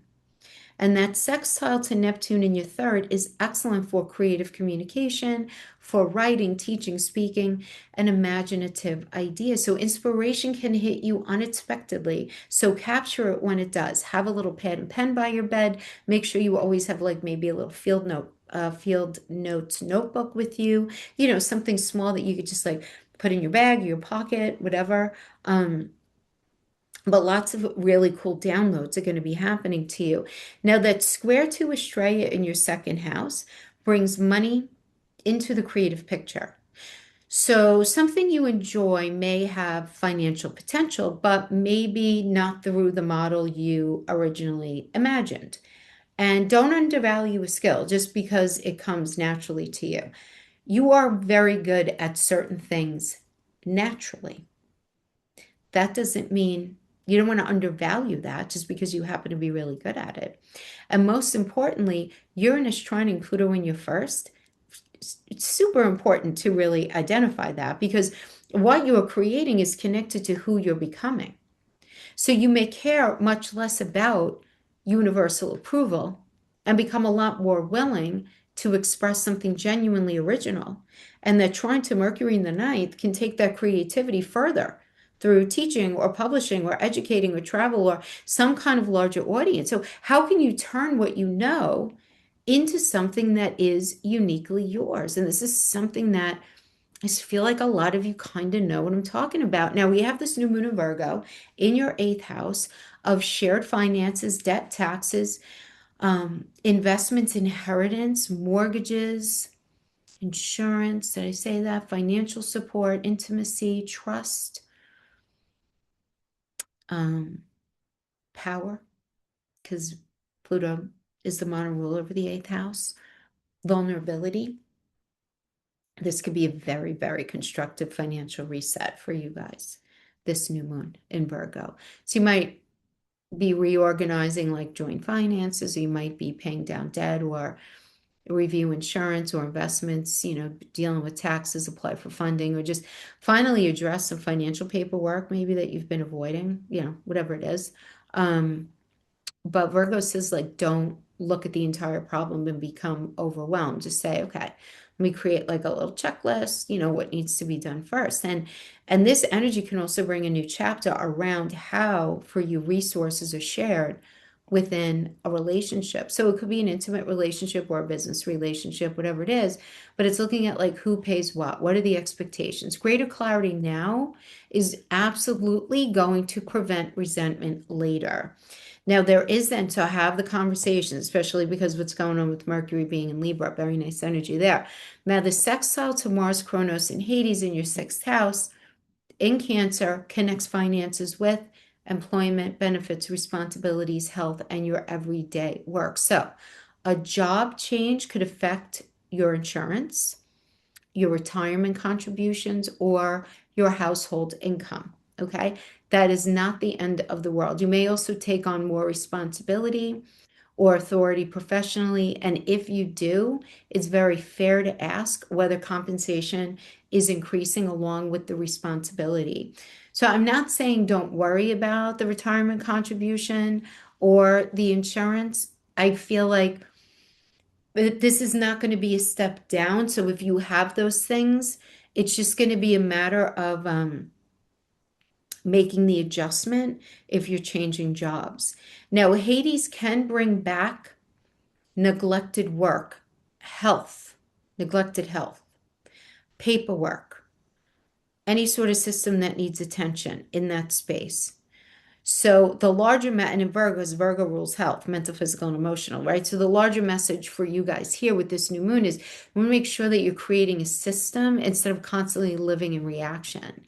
You want to create a system of how it is that you take care of yourself, how it is that you work very effectively each day at work. They're under the same umbrella, right? That's sixth house. Again, day-to-day responsibilities and work environment, but it's also your health. Okay. So this this new moon energy is absolutely going to be asking this of you. Now, Mercury does move into Libra in your ninth house, which is the house of higher education. It's the house of politics, local governance, lawyers, um, religion, organized or otherwise, importing and exporting foreign land, foreign travels, your worldview, any kind of philosophy, any kind of spirituality, belief system, any kind of legal matters. So your mind wants to expand here, right? Because it's a house that's ruled by Jupiter. Jupiter naturally rules, is the ruler of the ninth house. So you may study and teach or write or publish or travel or just simply become a lot more interested in perspectives that are different from your own. Right? We're doing a lot of listening. And that trine to Uranus and Saturn in your fifth can produce a very exciting creative or intellectual breakthrough. Something you learn can inspire a project, while something that you've experienced personally could become some sort of material that you teach or you write about or you share with others. But I feel like for a lot of you, it's got some sort of creative edge to it. Or maybe it's something quite bland, but you're putting some sort of um, creative slant to it. Okay. Now, Mercury's adjustment to Chiron in your fourth can bring differences between your evolving worldview and what you learned within your family. So you can honor where you come from or where you came from without requiring yourself to think exactly the way that you were taught to think. You're allowed to have your own mind. And the opposition to Neptune in your third makes the facts versus beliefs distinction especially important. This can be imaginative, intuitive, and spiritually insightful, but verify practical information. Don't just accept something for what it is. And if you're traveling, because it's very nice, have you traveling, publishing, studying, or dealing with legal matters, make sure inspiration is supported by facts and not just moves emotionally or not because somebody just randomly said it. It sounded good. Facts, it's all about the facts all day long, right? So whenever we have so many retrogrades, you want to be careful that you're working with the facts. Now, Mercury trining Pluto in your first, this can really make your voice so much more powerful, Aquarius. I mean, something you're learning may fundamentally change the way that you see yourself. And you may become a lot more confident speaking, teaching, or writing about what you know. And I love that for you because Aquarius risings very often are quite shy, especially risings. Um, or if you're not shy, I'm talking about like in front of people, a lot of times Aquarius rising people will speak very quickly or very pensively and very slow or have, because there's some sort of like out of the box kind of thing. And that could maybe make you feel a certain way about speaking to groups and, dealing with large groups of people. That's why I love this energy for you because it's going to make you a lot more confident, not only in how you speak, but how you write, how you teach, all of that stuff. And the goal isn't convincing everyone that you're right. It's not about that at all. It's communicating something deeply and authentically enough that it gives other people something meaningful to consider. Okay, so for you guys, this time here is very much about reinventing your public direction while also just becoming a lot more intentional about creativity and resources and knowledge and just your own personal power. With that Venus in the 10th, this is going to increase your professional visibility. That Uranus in the 5th is waking up creativity and reminding you that something you love may deserve more space in your life. And for a lot of you, it might be a new relationship. Opening yourself up to love, opening yourself up to a business, opening yourself up to writing or art, whatever it is. That new moon in your eighth house is asking you to organize financial and emotional arrangements that have felt super complicated up to this point. And Mercury in the ninth is really pushing you to study and teach and write and publish and travel and just think beyond the boundaries of your own current life, right? Don't keep it so small. But that Pluto in your first is that thread, it's that through line through everything.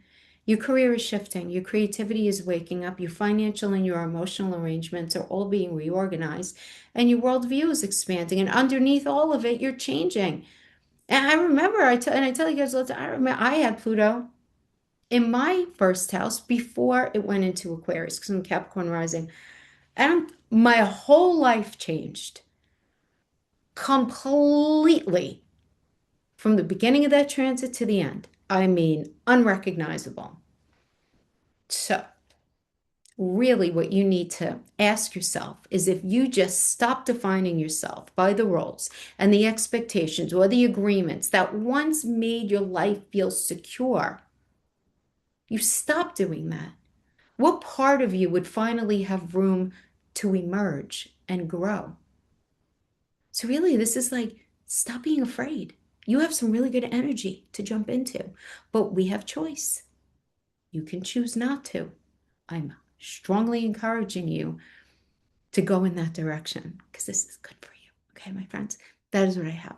Thank you so much for hanging with me, and I will see you guys next time. Bye bye. Hi, Pisces. So let's talk about September 10th. This is centering on your home and family, relationships, shared finances, just this changing vision of your future. Now, Venus moves through your ninth house. Okay. Venus goes into Scorpio on the 10th, moves through your ninth house. Uranus and Gemini stations retrograde in your fourth. The Virgo new moon is falling in your seventh. Mercury in Libra is happening also on the 10th, moving into Libra in your eighth house. And with Neptune retrograde in your second house, there really is one major question running under all of these energies. And it's like, what is actually making you feel secure right now? So let's unpack this. Let's start with Venus going into Scorpio in that ninth house of higher education, teaching, publishing, travel, spirituality, legal matters, politics, right? Your larger beliefs about life. Um, it's publishing, I said publishing. It's marketing, it's advertising, foreign land, foreign travels. Um, your faith, your worldview. So you may want to study or teach or write or publish or travel, or just do something intellectually or spiritually at a much deeper level, right? Because Jupiter is that natural ruler. And so he wants us to expand when that house is activated. And Scorpio is really not very interested in accepting something simply because you've always believed it. You know what I mean? Right? You want to know what truly feels real and true to you right now. So you may be rethinking your worldview and feeling a bit more passionately about it.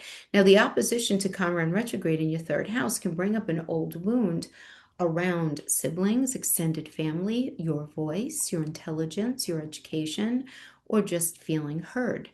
And if you're considering maybe teaching or writing or publishing or speaking, you might hear that little pink thing, that little pink scary voice, who am I to do this? How dare I try to do it? Like imposter syndrome. You end up having analysis paralysis. But that vulnerability doesn't necessarily mean that you're unqualified. It just means you're vulnerable, right? Sometimes when we feel vulnerable about things, it just simply means that whatever it is that we're feeling vulnerable about matters to us and nothing more. It doesn't have to be that complicated. And with Venus sextiling trans Pluto in your seventh house, this can bring a very helpful partner or client or advisor or some kind of collaborator into the picture. So someone may support what you're trying to learn or teach or publish or pursue. Just watch out for this idea of perfectionism within relationships and connections. The right partnership doesn't require two flawless people, right? We have to be comfortable to not be perfect. If that is a thing, it's going to be very loud and you're going to feel it. Now, this may have nothing to do with your significant other. This could be your boss. This could be your clients, right? Because clients are seventh house as well. But no one's perfect, and that's got to be understood.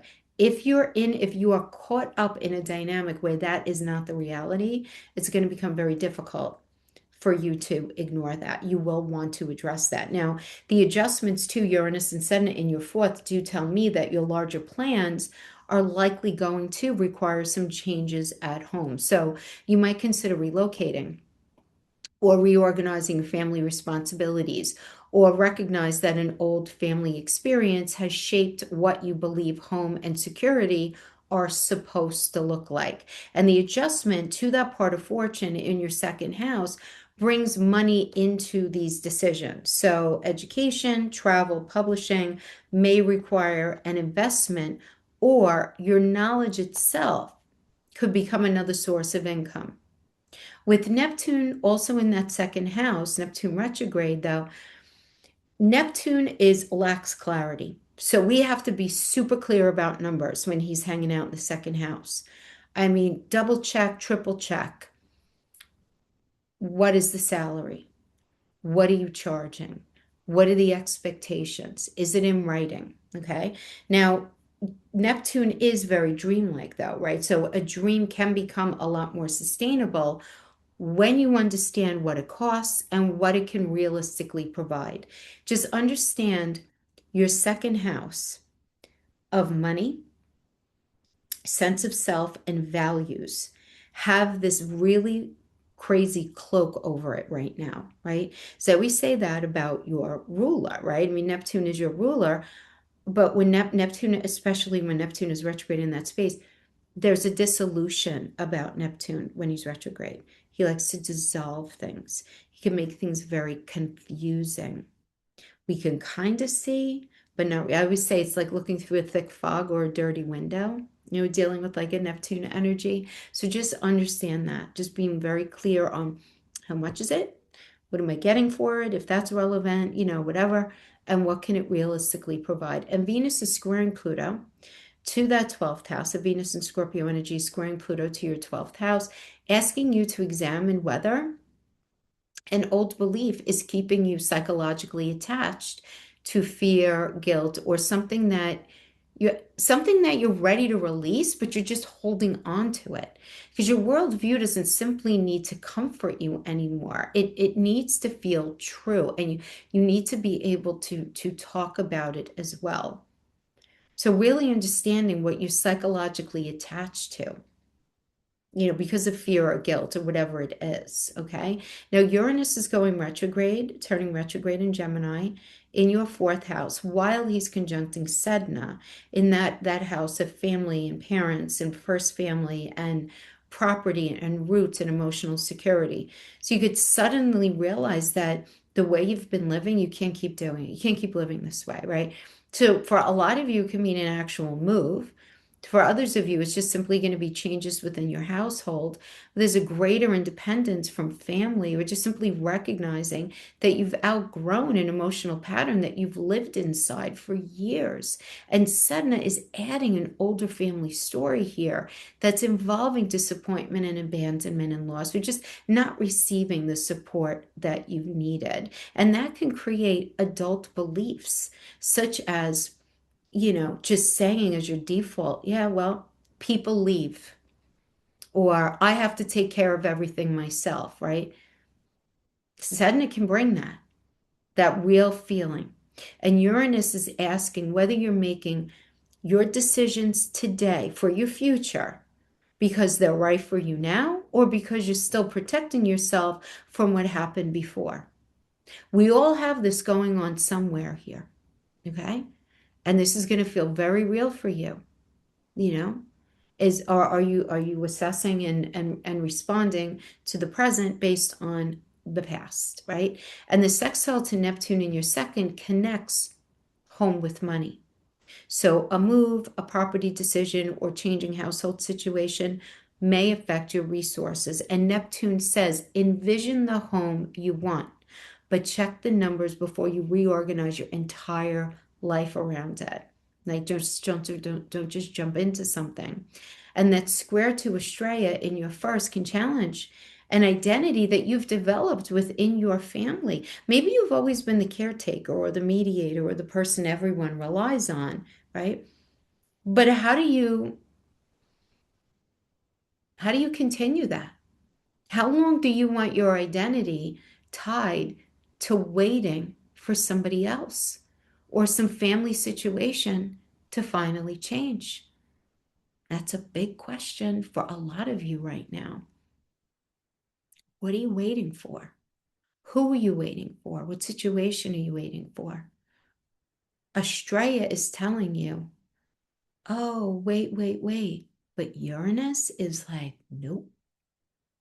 You have to release it. You can't keep waiting for something to change. Whatever it is today, it is what it is. And you have to assume that this is what it's going to be moving into the future. Don't make decisions today the same ways you can't make decisions today for your future based on what's happened in the past. You can't make decisions for your future based on what you think might be possible, whatever it is that you're waiting for. And that Uranus trining Pluto in the 12th, this can produce a profound realization about where an unconscious pattern began in the first place, right? When did you start thinking that way? How did it happen? Was it within your first family? Where did it, after that relationship, what was it? And the trine to Mercury in your eighth house helps you to finally talk about it. So very good energy for therapy.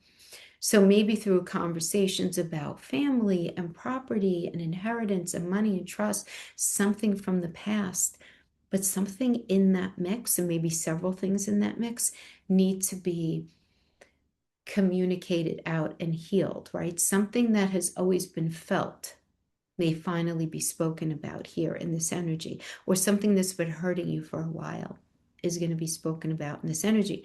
Now, we also have the new moon in Virgo, and of course, it's in your seventh house of marriage, relationships, clients, contracts, collaboration, um, your doctors, all important one-on-one partnerships. So this can begin a new relationship or reset an existing one, which is great. So professionally, it can bring a new client, a new contract, an advisor, a collaborator, um, could bring a new position. And because it's Virgo, you're not simply asking whether the connection feels right.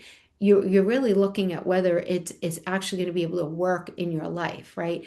Really looking at, our expectations clear? Do both people follow through? Whether this is for a relationship or a work situation, it doesn't matter. Are responsibilities divided fairly? Emotional connection matters, but so does whether someone actually does what they said they would do.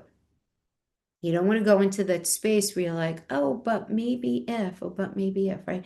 The sextile to Mars, Kronos, and Hades in Cancer in your fifth house brings romance, children, creativity, and entrepreneurship into this new relationship chapter. So Mars can increase passion, of course.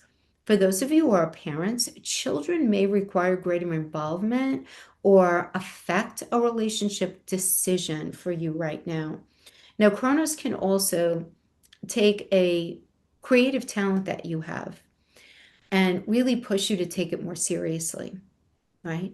So there could be a collaborator or an editor or a manager, an agent or an advisor that could help bring something that you've created to another level. And Hades may revive some sort of old project or romantic situation or child-related issue, okay? This idea of reviving, bringing back around again to be looked at. But don't lose sight of yourself inside partnership. And guys, a lot of times things come back around, even with Hades, and it's just so we could remember what it was and we could heal it and just let it go and move on. It doesn't always mean like we're getting back or we're doing that thing, okay? But you really have to look at, when it comes to your relationships, does this relationship add to your life, or has maintaining the relationship become your life? There's a big difference there. Okay. You gotta really think about that. Now, Mercury is moving into Libra in your eighth house, which brings important conversations around shared money, debt, taxes, investments, insurance, inheritance, intimacy, trust, and emotional vulnerability. So this is really a time to talk about what's going unspoken, talking about the elephant in the room. No one likes talking about eighth house stuff. Who likes it? Nobody. But if you're sharing finances with somebody, Libra's asking, all right, it's got to be fair. Doesn't have to be perfectly equal. Doesn't have to be 50-50, 100%, but fair, considering what each person contributes. Unspoken expectations will create resentment. So you got to clarify them. Say all the uncomfortable things having to do with money and intimacy and all the things that would need to be talked about. Now, the sextile to the vertex in your fifth, this can make conversation involving particularly a child or a romantic partner, a creative project or a business, particularly meaningful. So the trine to Uranus and Sedna in your fourth, this can bring, because it's all mixed, this could bring some sort of surprising family information to help you understand an older family disappointment differently. So some kind of new information is coming in. The new information doesn't erase what happened, but it changes the meaning that you've attached to it, if that makes sense. And having this opposition to the part of fortune in your second house, this does activate your money axis, my money versus your money. So even within a committed partnership, maintaining some financial autonomy can be very beneficial. So your own income, an account, resources, or just simply your own financial voice can provide some healthy independence.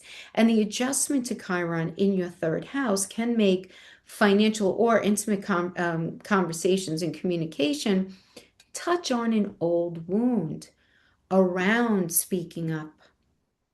So don't avoid asking something just because you're worried that you'll sound uninformed or you're afraid of offending somebody, right? Sometimes saying like, I don't really understand this. I'm not even sure if I should be saying this. I don't know. Just explain it to me. Where are you at? Just saying that, very empowering, right? And people will respond to that, right? The person who you're speaking with will respond to that. And with Mercury opposing Neptune in your second house, financial clarity is super important. Like I mentioned, right? That Neptune can be such a little bugger in the second. So really looking at what's guaranteed, what's estimated, what are the actual terms. Don't build a financial plan around anything that's either wishful thinking or unnecessary fear that's pushing you. Get the numbers, find out the facts, and make educated decisions, especially when it comes to your finances right now in the middle of September. And finally, we have Mercury trining Pluto in your 12th.